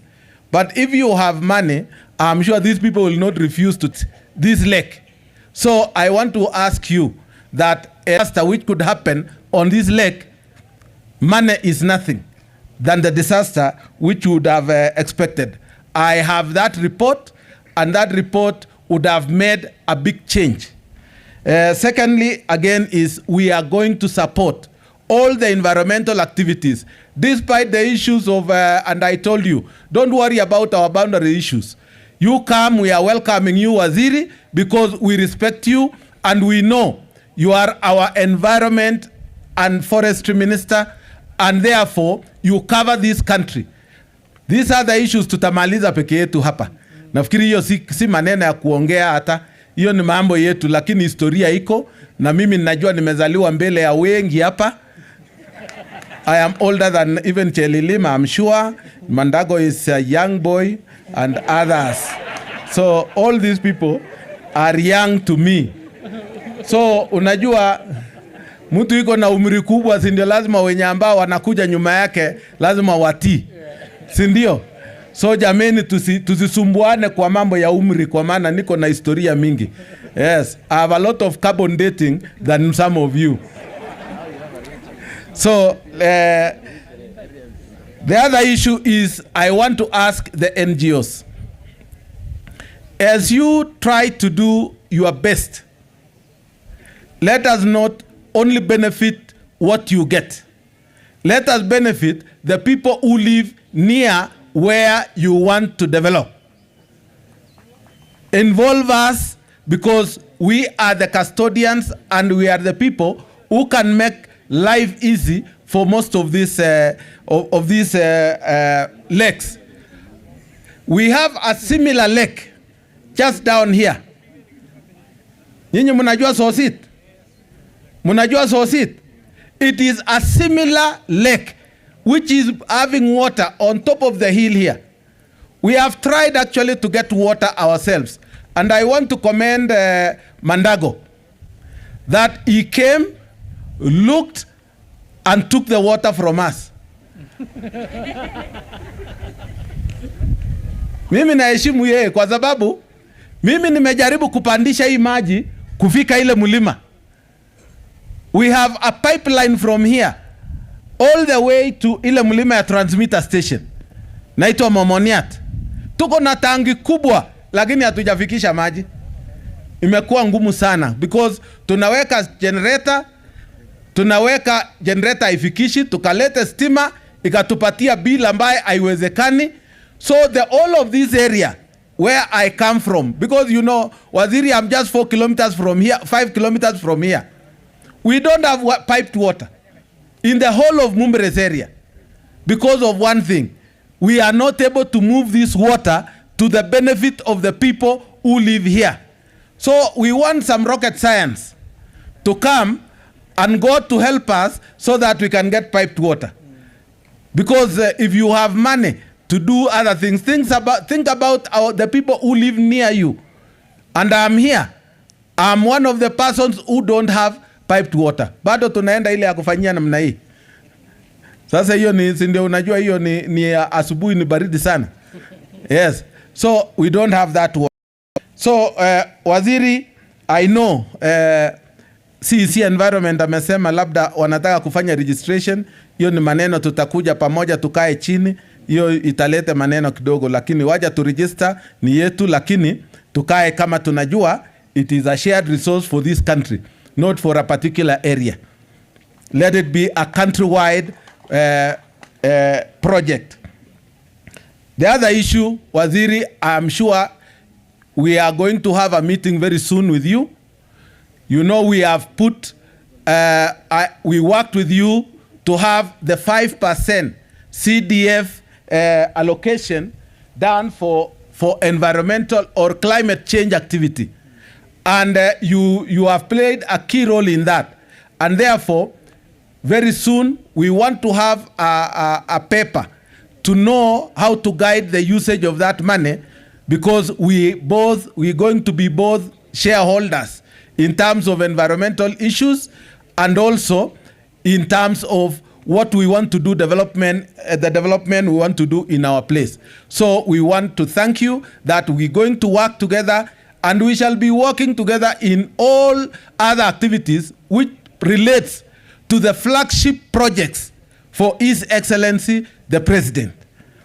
Finally, mimi nimesikia hapa neno moja tu ambaye imetajwa. Nataka nikuombe Waziri, sisi tulizoea msitu. Au si kweli?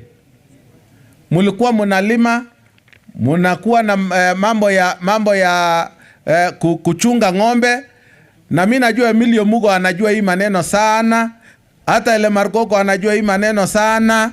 Alafu saa hii nyinyi hamuna wafanyikazi. Zamani tulikuwa na wafanyikazi. Sisi ni wafanyikazi yenyu saa hii for free. Lakini kubalia sisi tupande hii mahindi ndio tusifanyie nyinyi kazi ya bure. Au namna gani? Mutapanda miti na mupande mahindi, si ndio? Au mmekataa? Tunataka tufanye hivyo kwa sababu hata tukisema 3 first, Tree fast can never grow where iko nyasi. Hata mahindi ukitaka kupanda lazima uweke ulime. Tena we need to zone areas. We need to zone areas, especially area where there is bamboo zone and water catchment areas. We need to remove cattle grazing in those areas so that the only glades which are in the forest, we can graze on it, because those can even cause fires. So I want to ask that there should be a review.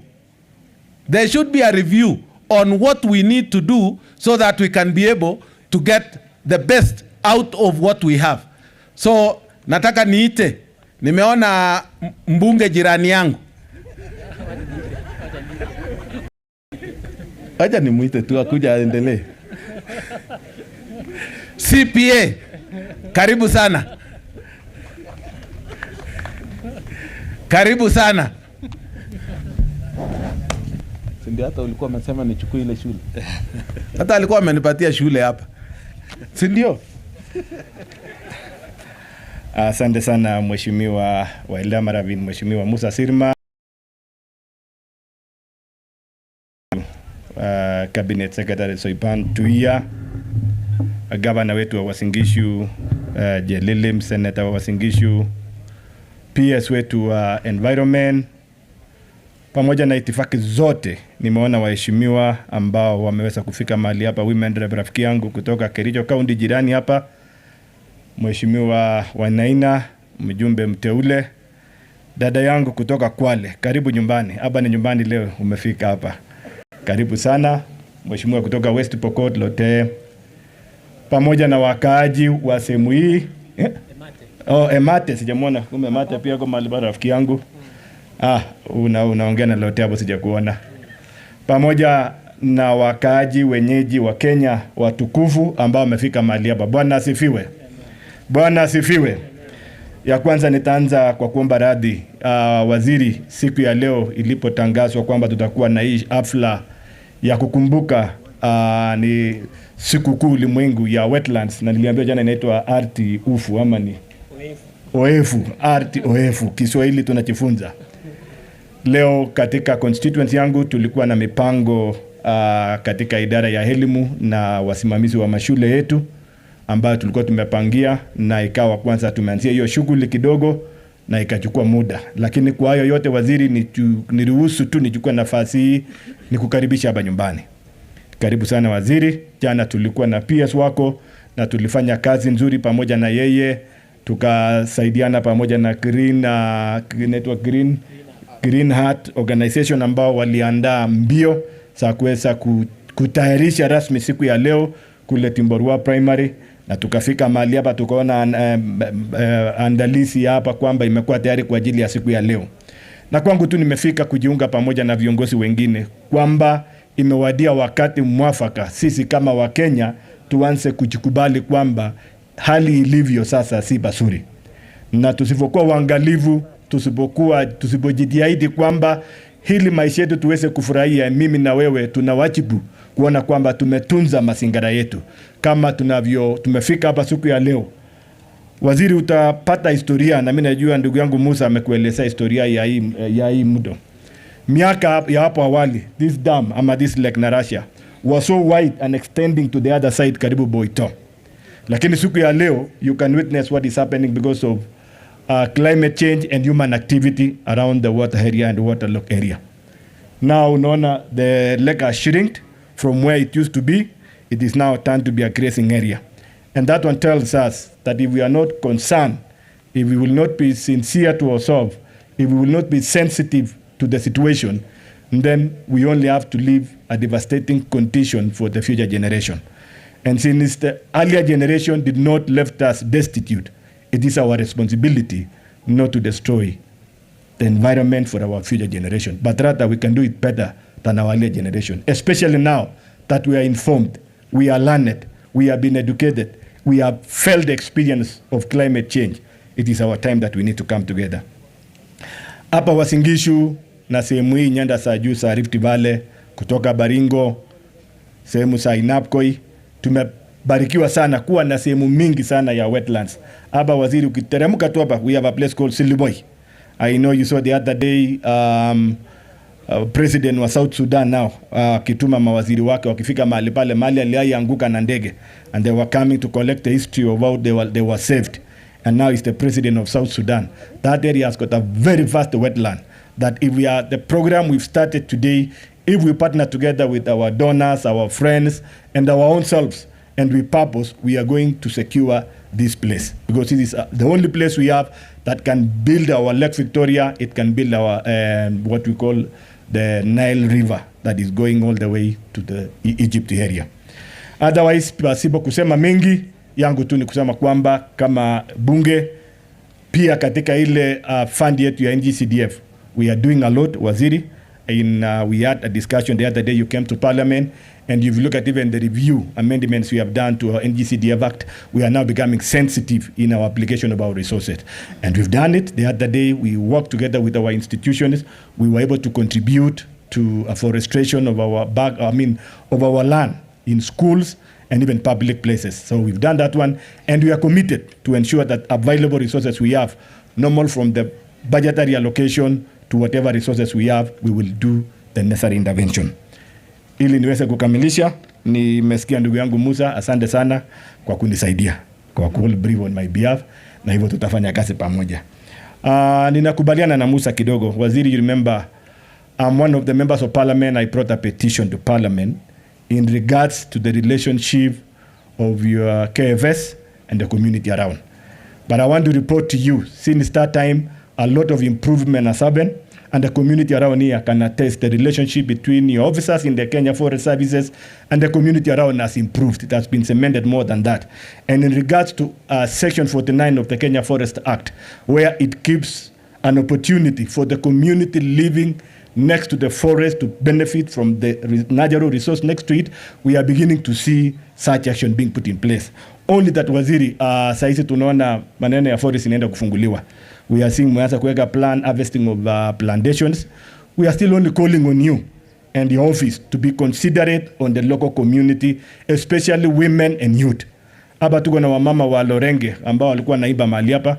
Can we find a way of supporting them? Because they are the people, wakati wa kupanda miti kama siku ya leo, wao ndio wanapanda miti. Saa ya kuharvest, tunapata mabwenyenye kutoka kule Nairobi wanakuja kuharvest miti. Let's find a way of including them in their own mobilization, in their simple way. And I know counties here, they can assist us on how to register them, so that let us simplify public procurement and aspect of how to undertake, so that we give them some small portion, ama zile kundi zinapatikana mahali pale, and in the long run, all of us, we will benefit from this resource that is meant for all of us. Otherwise, pasipo kusema zaidi hapo, ni kusema kwamba tutafanya kazi kwa pamoja. Nataka kushukuru NEMA. And I think NEMA have done the right thing. We want to call other stakeholders, corporates wengine. Can they follow what NEMA have done? Hii kwanza ya kufence wetland.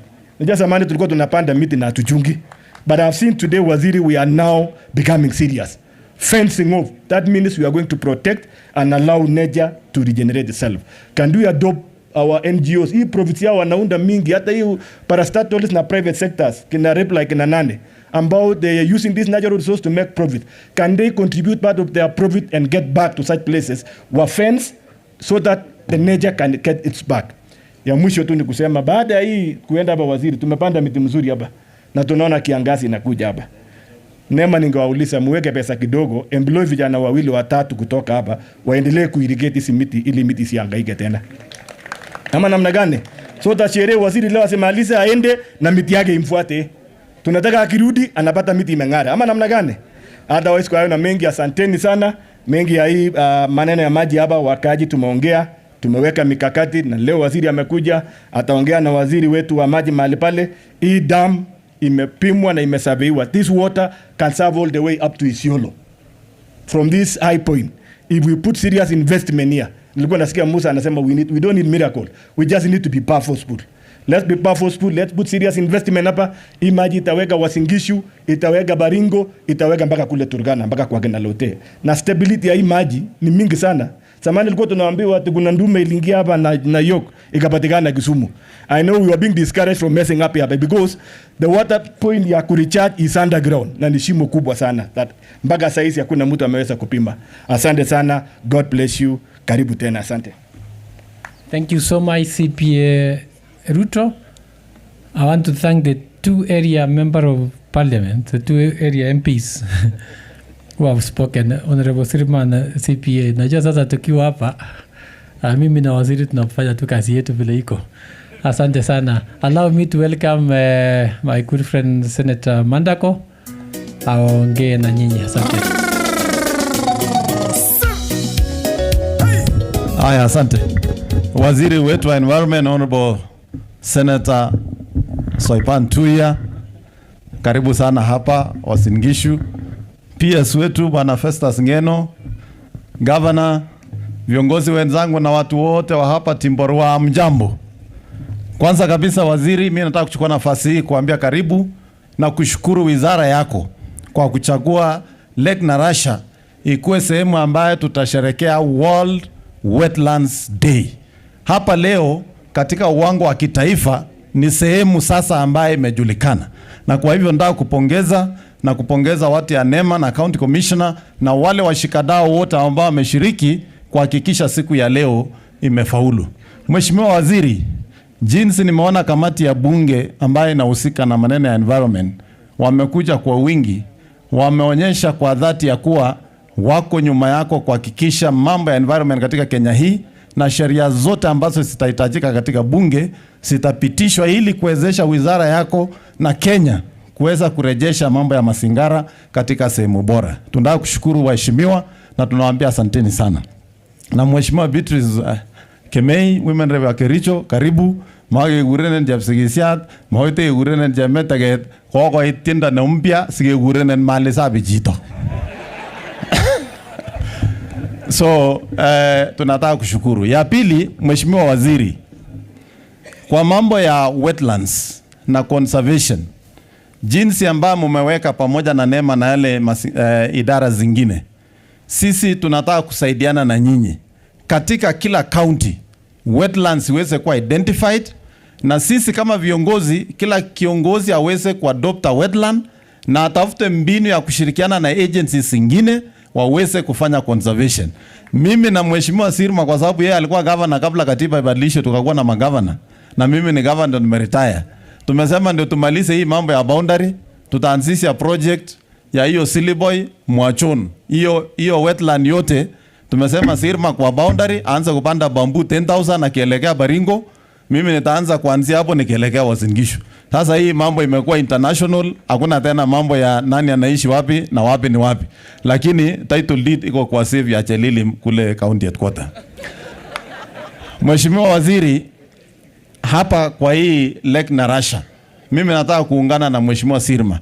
Tunajua hii si kazi ya idara yako, lakini tunajua kupitia kwa partners ambao wewe kwa wizara yako unaweza wapata, hiyo tank ambayo imejengwa kule Momoniat. Hapa tukiweka tu sola, na hata hitaji sola mingi, panel kama 10-15, maji itafika kwa hiyo tank, alafu MCA Ngondi na governor ya Baringo wafanye distribution ya maji, hawa wananchi waweze kupata maji. Lakini ile mimi ningeomba, kwa sababu tuko na idara mbalimbali ambao sasa wanahusika na mambo ya environment. Mheshimiwa Waziri, hawa wananchi ambao wameishi karibu hapa na umeona ni sehemu ya ukulima, wakati wamefanya kilimo, mchanga mingi inaletwa katika kwenye hii damu. Kama ingewezekana, jinsi Sirma alikuwa ameweka mpango zamani, hawa wananchi waongeleshwe, tuone kama wanaweza pewa sehemu nyingine ama wapewe conservation so that we can expand this place. Kwa sababu mahitaji ya maji kwa taifa la Kenya kwenda mbele, kutakuwa na ongezeko kubwa ya hitaji ya maji. Kwa sababu kwa mpango ya serikali ya affordable housing ambaye inanuia kubuni nafasi za kazi, kando na nafasi za kazi ni kupatia watu sehemu safi ya kuishi. Kando na mahali safi ya kuishi ni kuhifadhi mashamba ya kilimo ambaye italete chakula taifa la Kenya. Maji mengi yatahitajika. Kwa hivyo wizara yako sisi tutaunga mkono maradufu, kwa sababu tunajua itakuwa suluhu ya mambo ya maji mijini na pia mambo ya maji kwa mambo ya kilimo.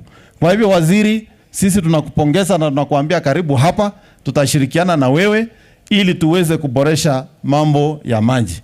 Pia mimi nikiwa hapa waziri, nataka kushukuru kwa sababu kwa wale watu umepatia kazi katika wizara yako, ni mmoja wao ni Mary Njogu, huyu alikuwa CEC wangu for 10 years and she did an exemplary job.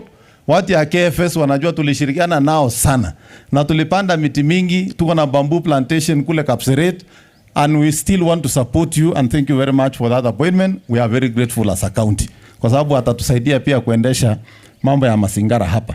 Nikimalizia Mheshimiwa Waziri, jinsi mbunge wa sehemu hii Mheshimiwa CPA Ruta amesema, tunajua sasa hii forest lazima community usike, and when the benefits come pia community pia wapate hiyo benefit. Sisi tunajua sasa KFS na rafiki yangu Le Marco wako hapa na chairman na wale wengine mnajua mko hapa. Tunajua sasa kuna mpango vile serikali imepanga hii resources ambayo imekuwa ripe isikuwe waste. The plan to harvest.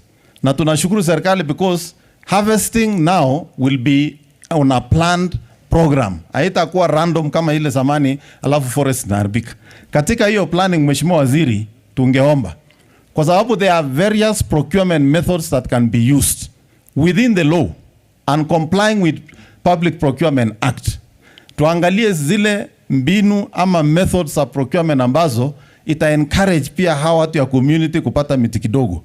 And I also want to tell the large sawmillers, musikuwe na shaka, these small sawmillers wanataka miti 200, wakipewa 200 wana harvest 6 months.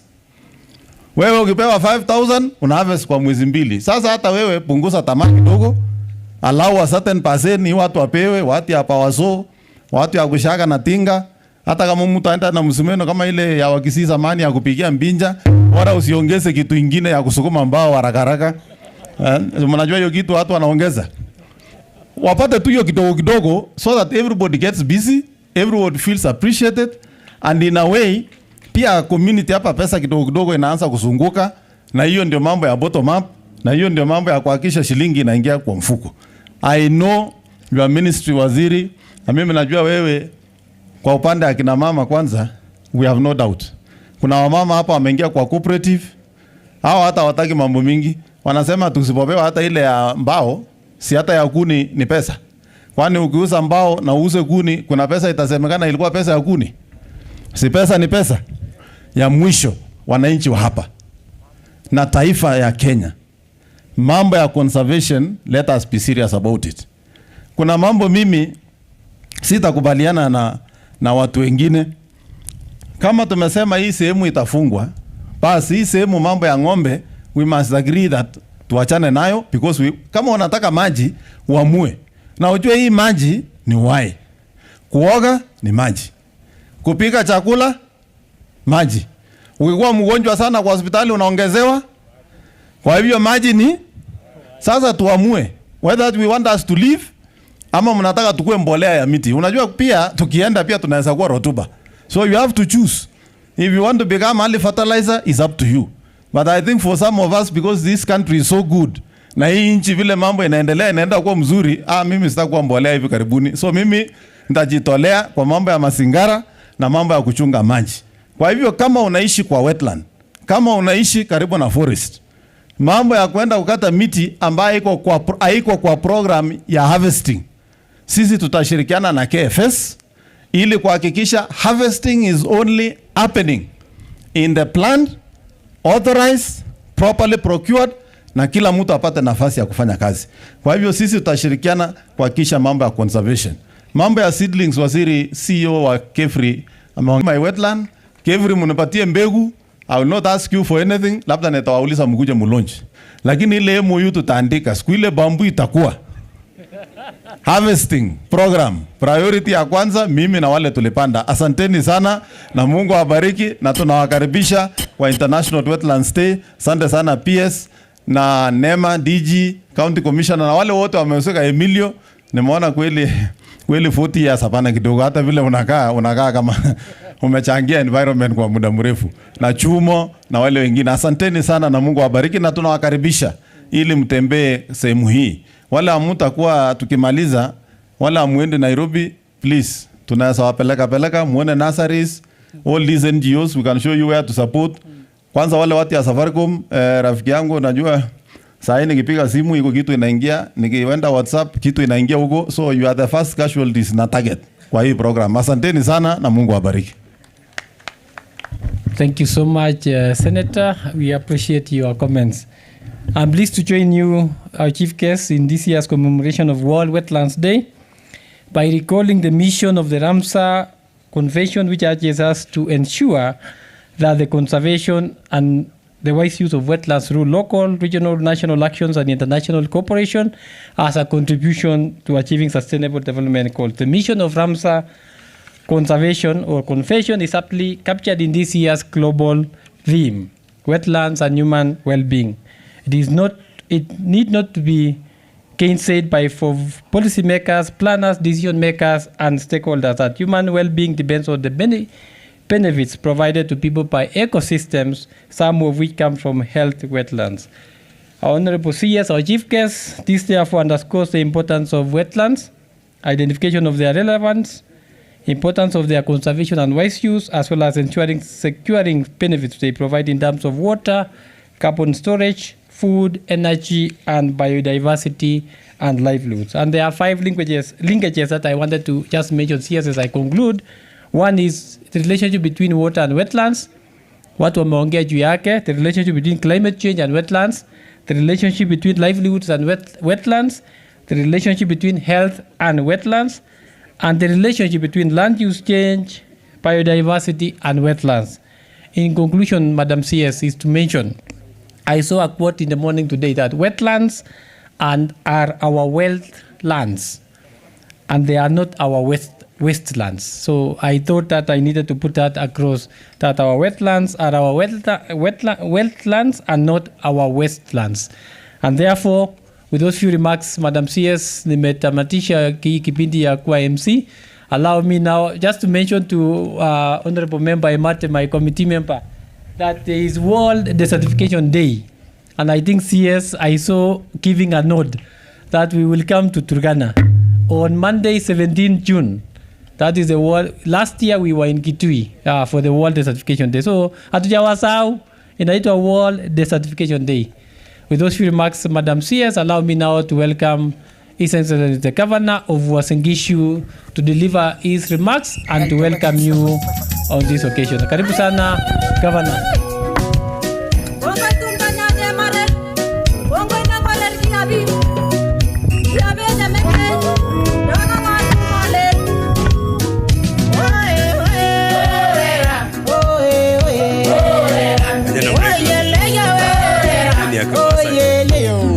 Thank you very much. Asante sana, Bwana PS. Allow me to speak very fast, make a remark, and then welcome our honorable chief guest today. First, the Cabinet Secretary, Environment, Climate Change, and Forestry, Honorable Soipan Tuya, whom I met very many years ago when she was a student, Moi Girls High School, in a stream called Delta. And I'm happy you've really changed. You don't look like those days.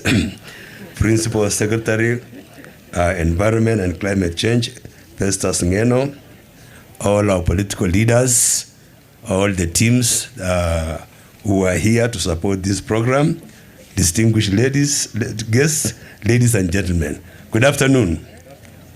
First and foremost, I extend a warm welcome to the County of Champions, Sirma, County of Champions. I express my gratitude to the Ministry of Environment for their thoughtful consideration and for granting us the opportunity to host this exceptionally crucial exercise. The just concluded tree planting initiative has not only contributed to the expansion of our green cover, but also played a pivotal role in fostering a heightened environmental consciousness within our community. This year's theme, Wetlands and Human Well-Being, serves as a key reminder for the intricate relationship between the health of our wetlands and the overall well-being of our community. It aligns seamlessly with our commitment to safeguarding these vital ecosystems. As human beings, we find ourselves on the red alert for being direct contributors to the degradation of our wetlands through unabated pollution and relentless land conversion in our pursuit of economic development. Ladies and gentlemen, it is imperative that we collectively reassess our strategies if we are to give the next generation the privilege of enjoying the rich biodiversity of our wetlands. Gone are the days when the streams were a source of refreshment without a second thought about repercussions or illness. At the moment, no one can drink the water from the stream or wetlands. In the present age, such actions are deemed unthinkable, emphasizing the urgent need for paradigm shift in our environmental practices. Human activities, particularly prevalent in our agriculturally rich region, stand as the principal contributors to the ongoing destruction of wetlands.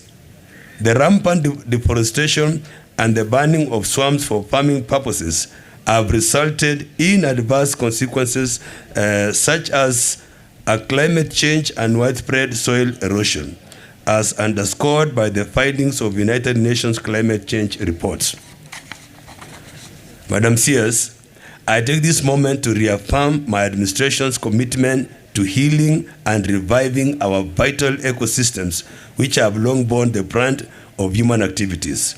In response to President William Ruto's visionary call to increase our forest cover to an ambitious 15 billion, we successfully planted 1 million indigenous and exotic trees across all wards last year, and this transformative initiative is an ongoing commitment. The strategic planting of trees holds the promise of profound transformation.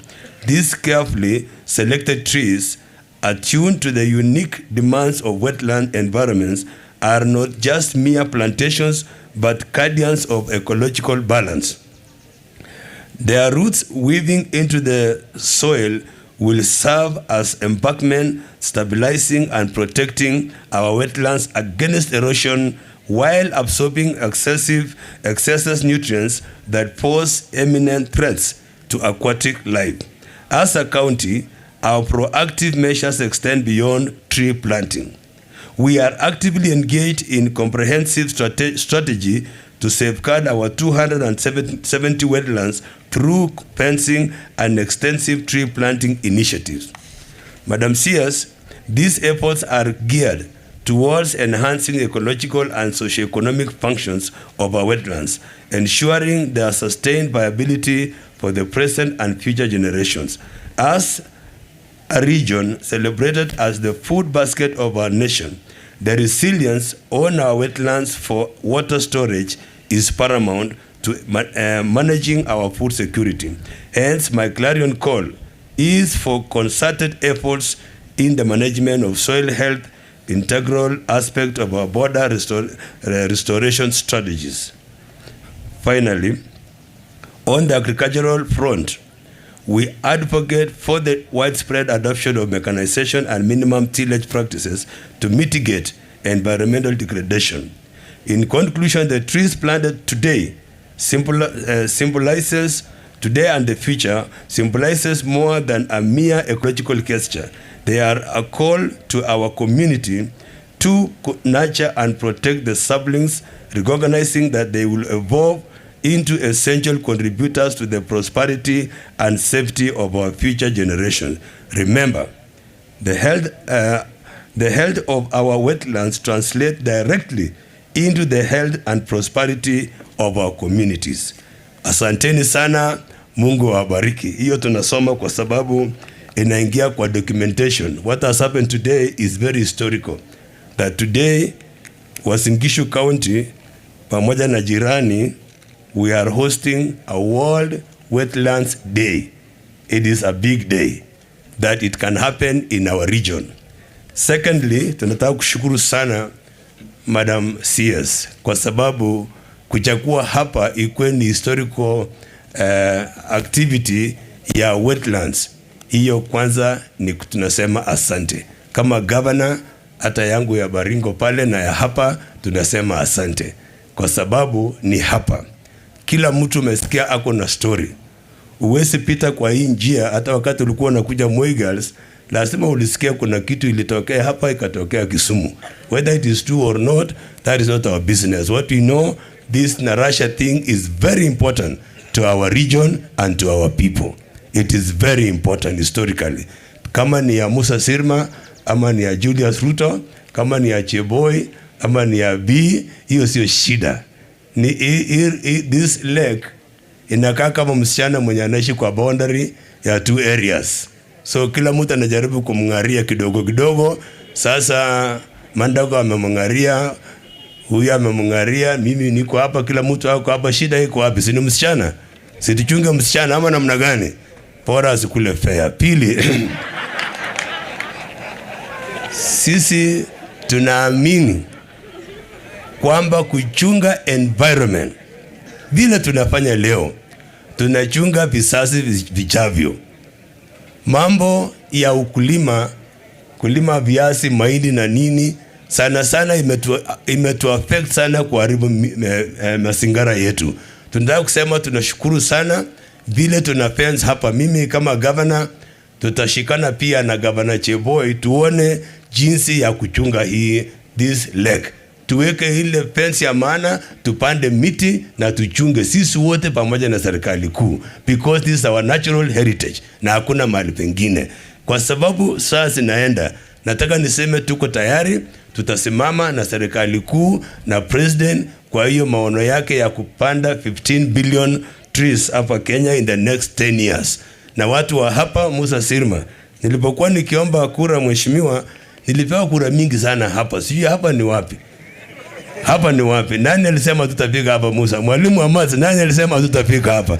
Hapa kuna watu wengi walitupatia kura. Na mimi nataka nichukue nafasi hii kwa heshima ya wote ambao walinipigia kura kutoka sehemu hii, niseme asante sana kwa kunipigia kura. Mnajua mimi sikujulikana sana kama wengine, lakini nilikaa sana, lakini ile koti yangu moja ilifika ikajulikana, na hiyo koti leo hata nimeona Bayete na koti hapa hivi, wao pia wako na seedlings 1,100 ya miti Simuko na hivyo.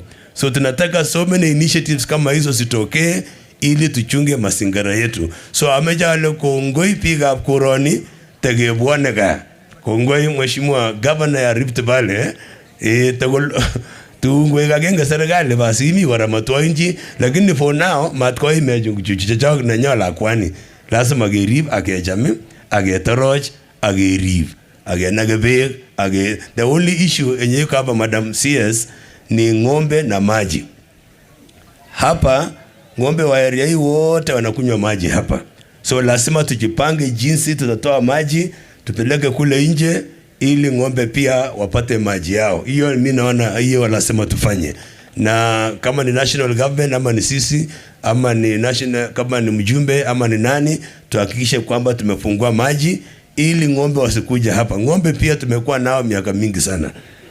Ni kama environment Kama hakuna ng'ombe hakuna ecosystem mzuri. Kwa hivyo tutapanga hiyo. Asanteni sana, nichukue nafasi hii sisi wote tusimame tukaribishe Madam CS, alafu ndamaliza kusema asante sana saa. Nilikuwa nafikiria watasahau waseme. Karibu sana Madam CS Soipan Tuya.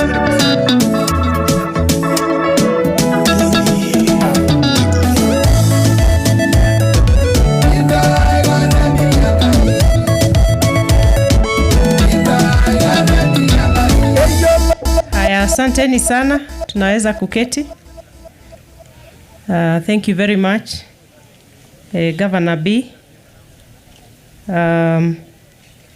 At least County Commissioner alisha train watu, so mambo ya kusema Madam Waziri saa hakuna hapa.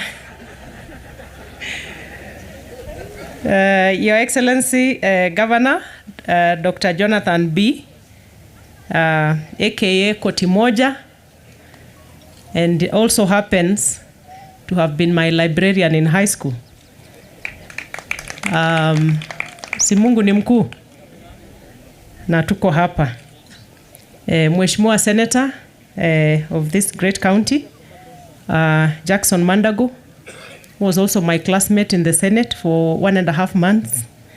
Ndio maana ananiita senator. And we are going to take seriously your offer to adopt a wetland. I hope the CCF and DG NEMA, I will want that report on Monday on which wetland you have assigned to Senator Mandago. It's a very, very important gesture for me. And I thank you for taking that initiative. Na hiyo mambo ya bamboo pia hatuwezi kosana, ni partnership. Na iko carbon markets kwa bamboo, so ni vitu mingi. The Principal Secretary, State Department for Environment and Climate Change, Engineer Ngeno, honorable members of Parliament, na tuna National Government CDF Committee Chair, Honorable Sirma, the area MP, Honorable Ruto,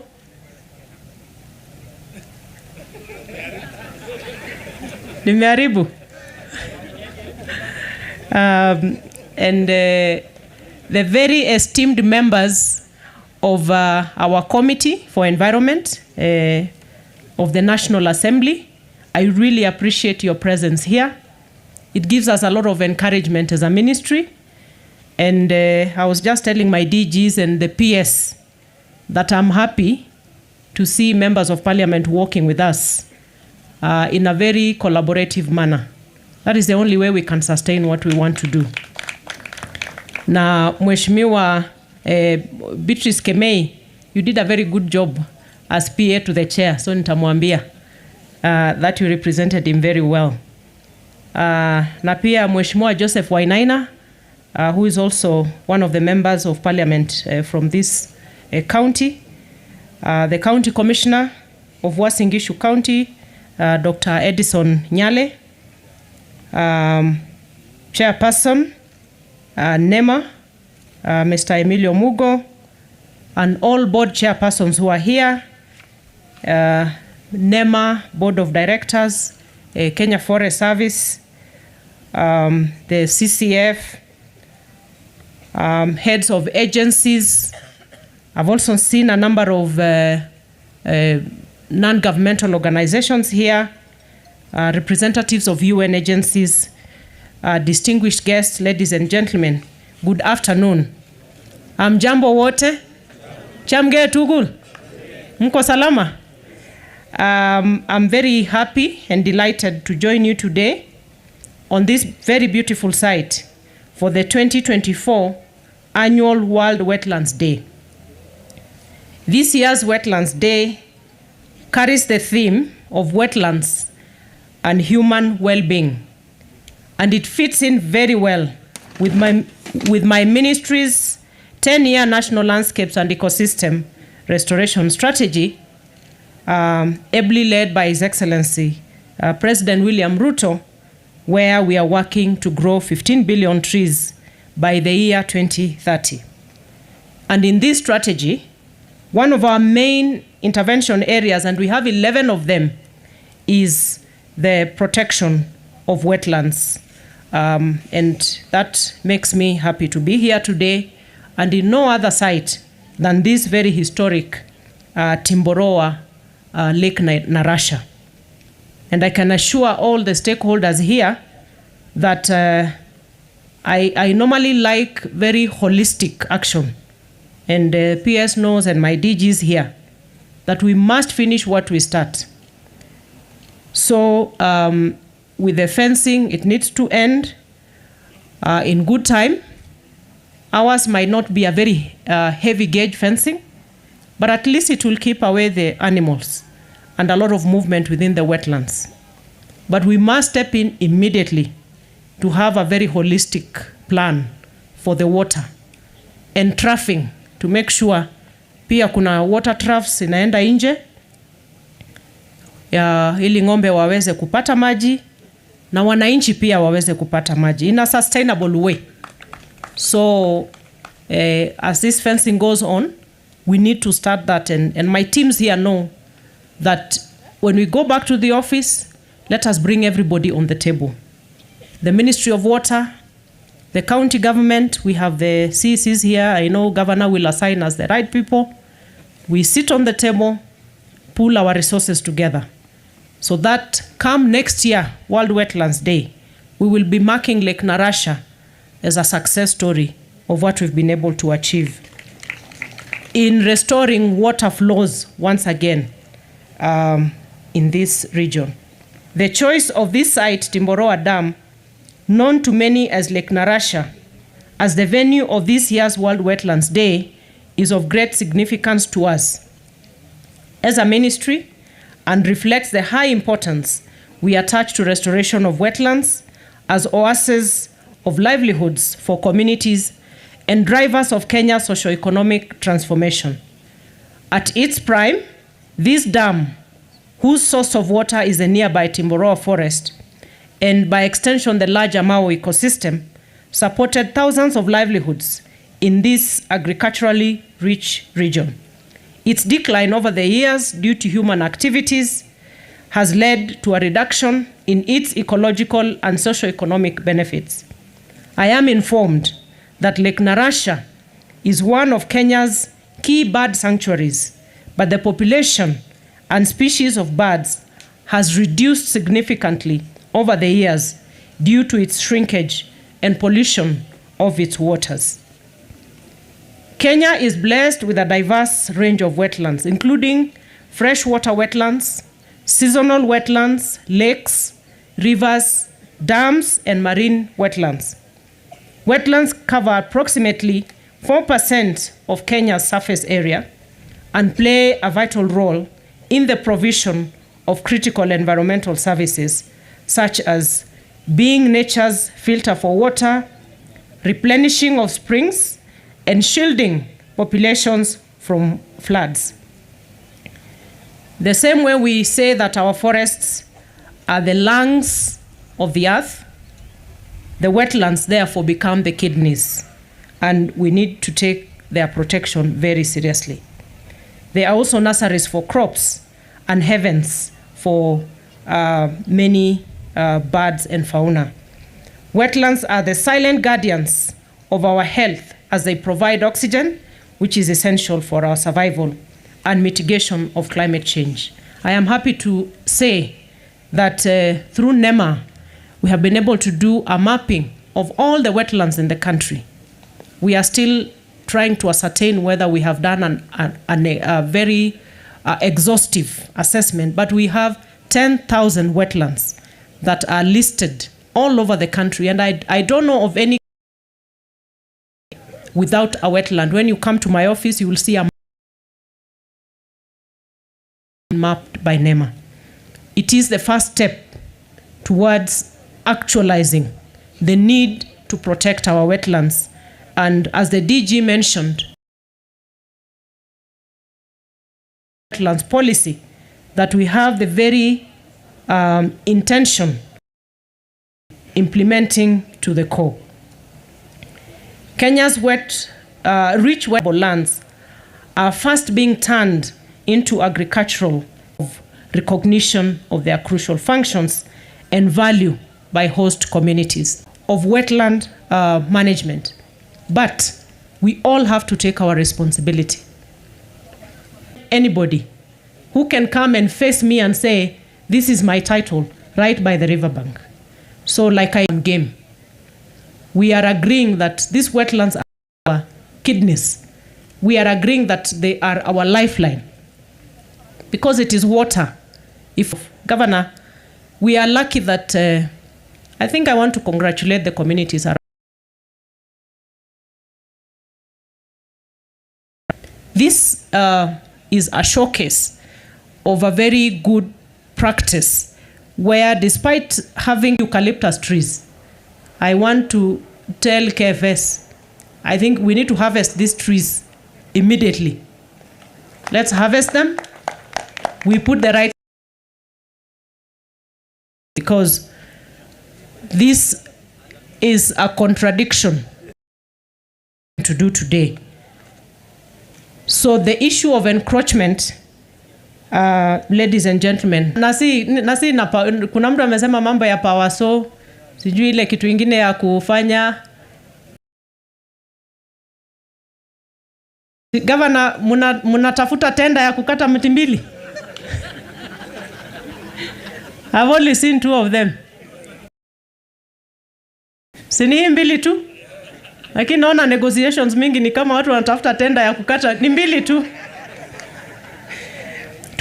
We have vast lands belonging to the former, as I am told, divided for human settlement without delineating as environmental significant areas that need protection.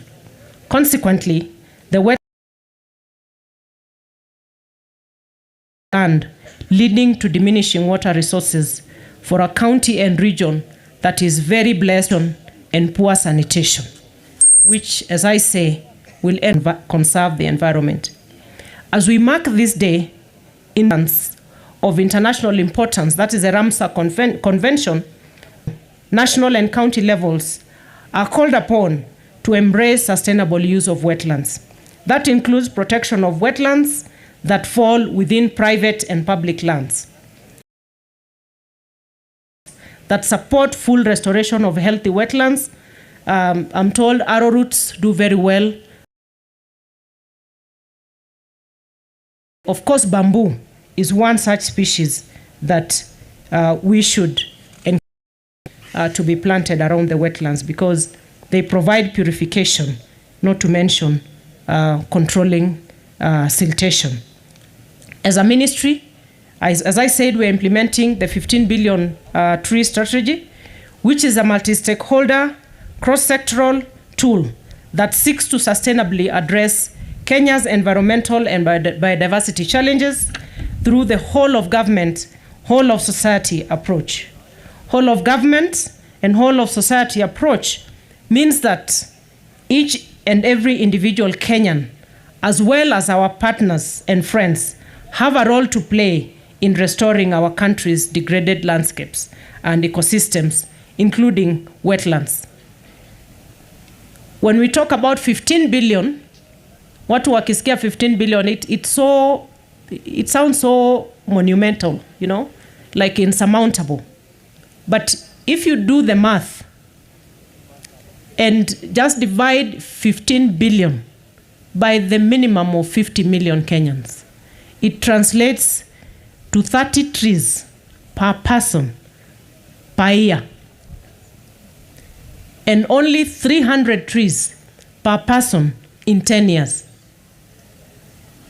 And our small girl, Sasha, who spoke here, she said she has planted 100 trees already, and she's only 5 years old. Tumpigie Sasha makofi. Sasha amesema at 5 years she has planted her 100 trees. And we are only requiring that you do 30 the whole year. Jameni, siyo inawezekana? Na ni kupanda kwa forest, in your own backyard, in your farm, hata tukitoa zile buffer zones in our own farms.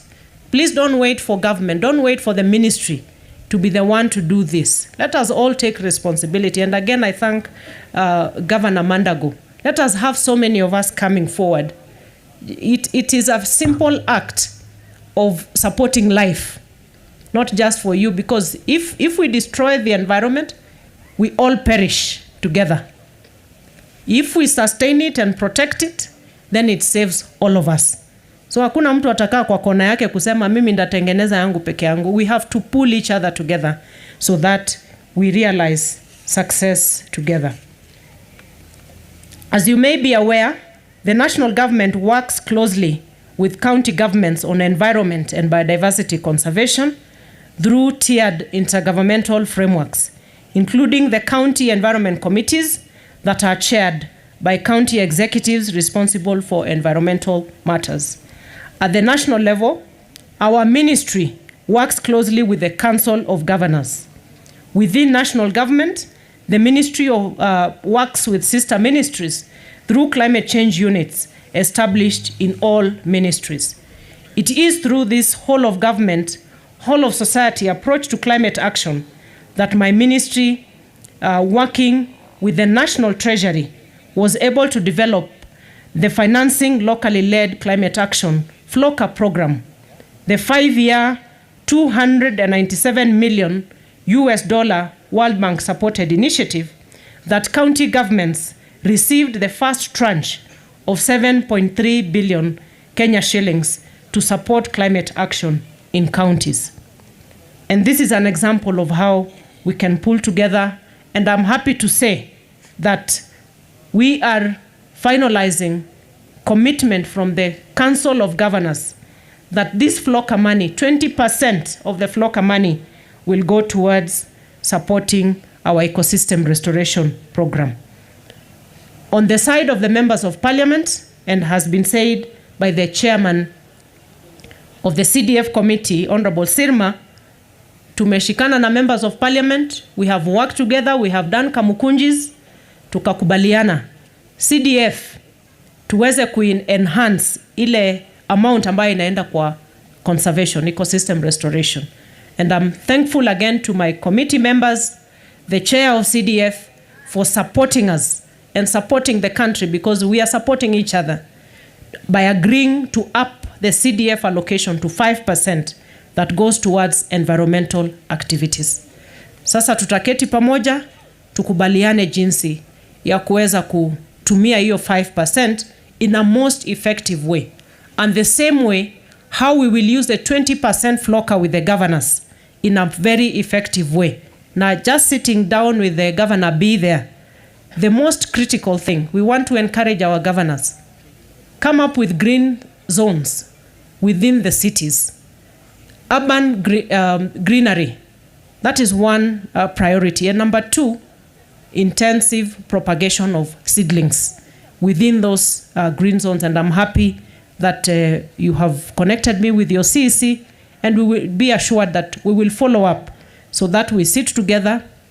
You have KFS in your county, you have NEMA in your county, and we are moving to a place where hakuna kazi ya KFS na ile ya NEMA. We are all pulling in the same direction.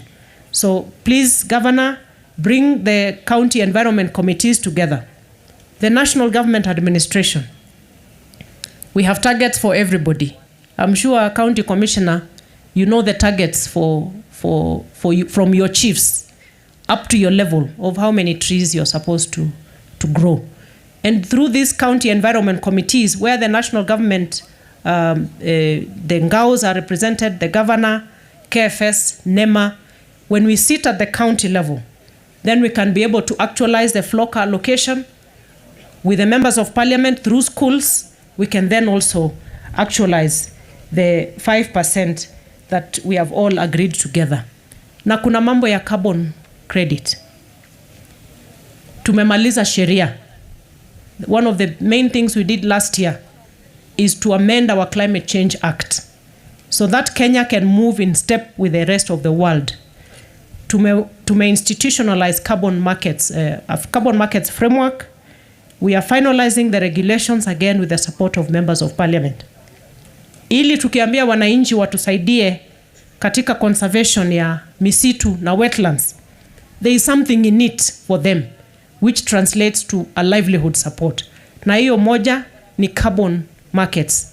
Kwa muda mrefu carbon trading imefanyika Kenya, but ukienda kwa village, not even village, hata ukienda kwa governor umuulize kuna carbon credits zinakuliwa kwa county yako, you have no idea of how that is happening, or even members of parliament.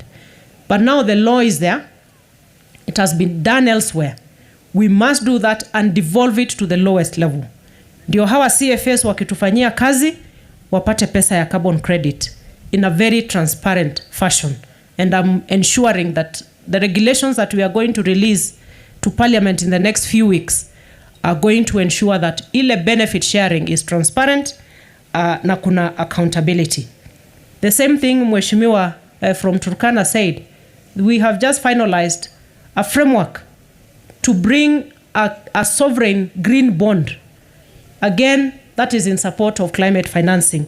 We need the money to put our country in shape. Ndio tukisema tufanye infrastructure ya maji, we conserve, we plant trees, we get money from carbon credits, we are able to do development. So I would like to assure the county government, the members of parliament, all our partners, and in this coming week, I'm meeting the private sector, CEOs of banks, and different institutions, so that we pull together and support all the efforts that the government is doing. Allow me to conclude by reporting that recent efforts by NEMA and partners, including host communities, to restore some of our country's wetlands are giving very encouraging results. In July last year, I visited the Chalbi Desert. Sijui ni wangapi wamefika Chalbi Desert. It's the largest desert. I can see Dr. Chumo has been to Chalbi. And also Mugo. Chalbi, I think, is the largest desert we have around this country. Yeah, in Kenya. And just the mere act of fencing off a section of the desert, because again, Chalbi Desert has a lot of wetlands which are lying idle. Ukifence too, work a fence around a small area. It regenerates. You have small lakes and water points all over Chalbi just by fencing. So I want to encourage all of us and say that when we put in effort to conserve, the environment pays back immediately.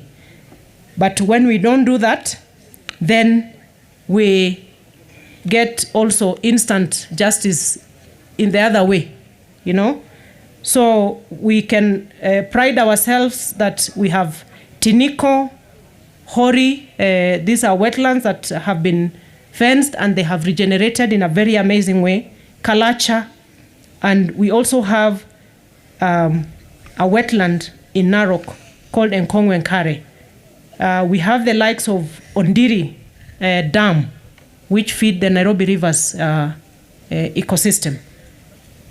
Tumeona kwa macho that when you put in a little effort to conserve these wetlands, they restore our water volumes, they support livelihoods. So I like to say it's a low-hanging fruit. So Governor, members of parliament, members of the community, our private sector, NGOs, let us pull together because we are going to see results. As I conclude, I want to say that I'm aware of the spillage that has been talked about here that happened in the 80s. And I think it has taken, is it 90s? In the 80s from an accident. And I'm told that there could still be remnants of the oil that actually spilled here. And I have just instructed NEMA. I'm told Kenya Pipeline is here. There's a representation of Kenya Pipeline. Just like we did with the Q wetland. I would like the teams to come back here, do the necessary testing in record time. I don't think that will take time. So that we don't have, actually we need the water tested for quality and to make sure that the spillage is not extending to the water that the communities are drinking. But beyond that, to clear that spillage and make sure that the quality of water that we will be dealing with is then safe for consumption by the communities. Mambo ya boundaries sitaongelea. Nimeambiwa hiyo ni local, hiyo ni maneno local. But I can assure you, hii maji tuta make sure it has no boundaries. It must serve the people of Baringo, the people of Uasin Gishu, and I will assure you, hata itaenda kwa watu wa Kisumu. Ile story nimesikia hapa, kuna vile hii maji iko na maneno. Yeah? So, hata hiyo mambo ya boundaries tukizika hapa itaenda iende Lake Victoria na ipotee kabisa.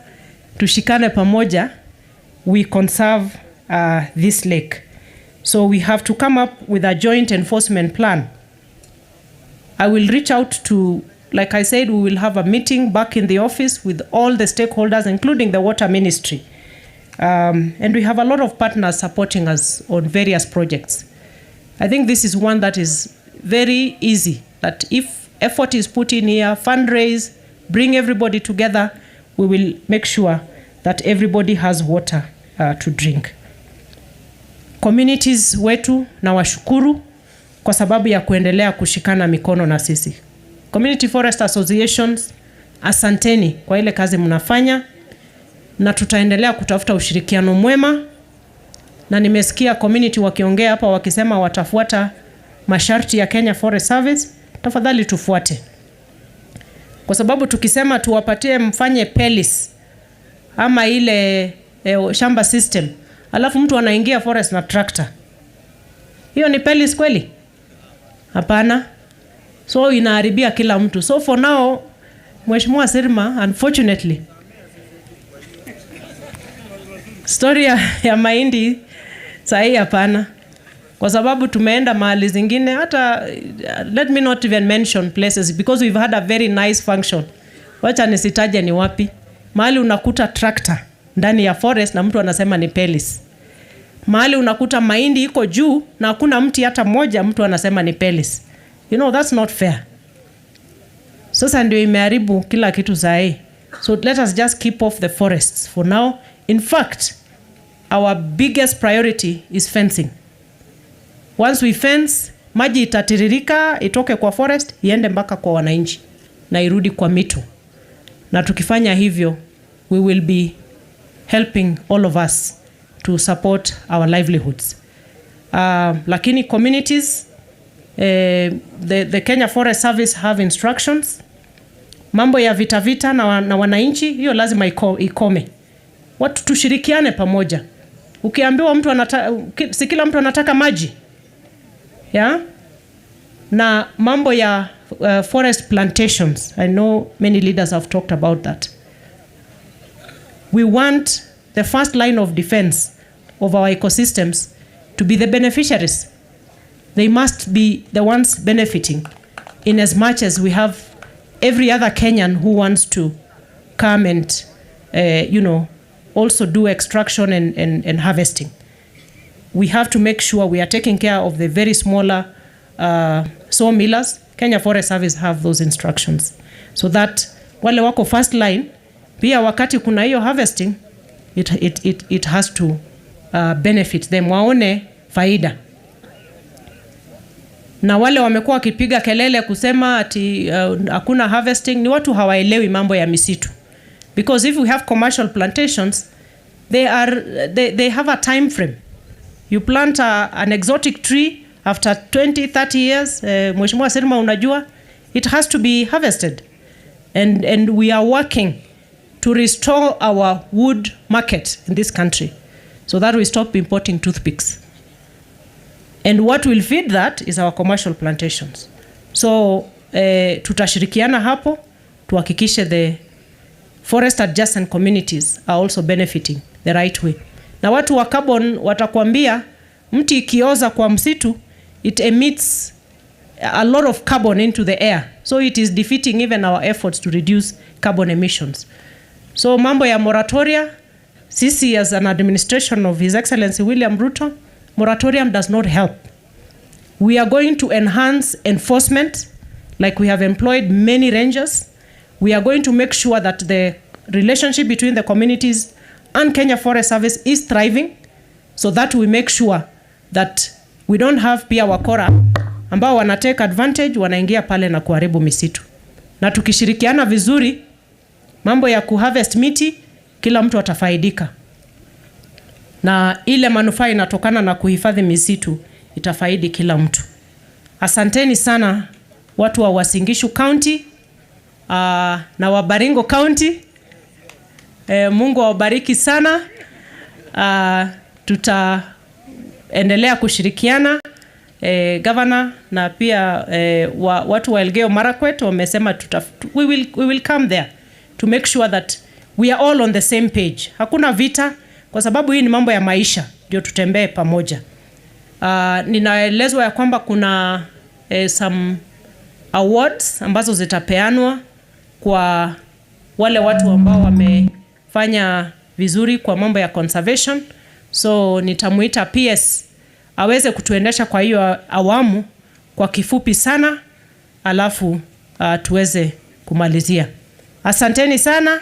Ingo beruro Jehova. Nimesema vizuri? Asanteni sana. Tumpikie makofi ya Cabinet Secretary Honorable Soipan Tuya, asante sana waziri kwa kutuendesha vizuri. As we transition to the next stage, I want to invite Ms. KFS.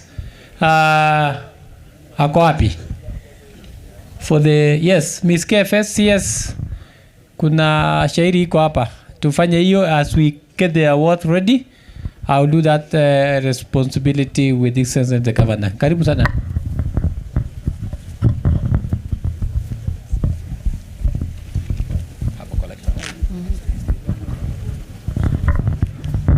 Thank you very much. The Cabinet Secretary, Minister of Environment, Climate Change and Forestry, Honorable Soipan Tuya, the PS, Engineer Festus Ngeno, Governor, Honorable Jonathan B., Senator, Honorable Jackson Mandago, Board Chair NEMA, Mr. Emilio Mugo, the Director General NEMA, Mr. Mamo Buru Mamo, the Chief Conservator of Forests, Kenya Forest Service, Mr. Alex Lemarkoko, and all protocols observed. Good afternoon.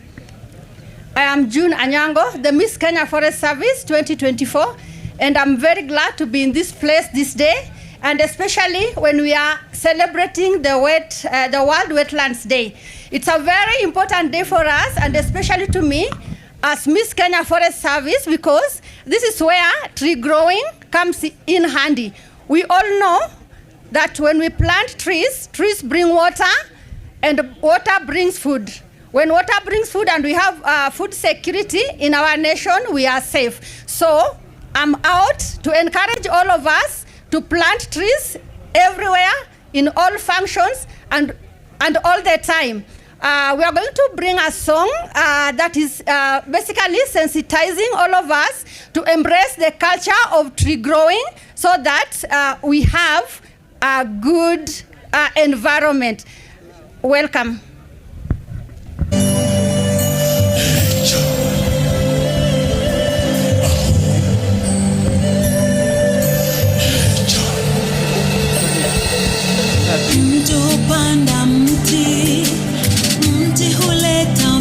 Volume kidogo DJ. Mto huleta chakula. Mtu hupanda mti. Miss KFS.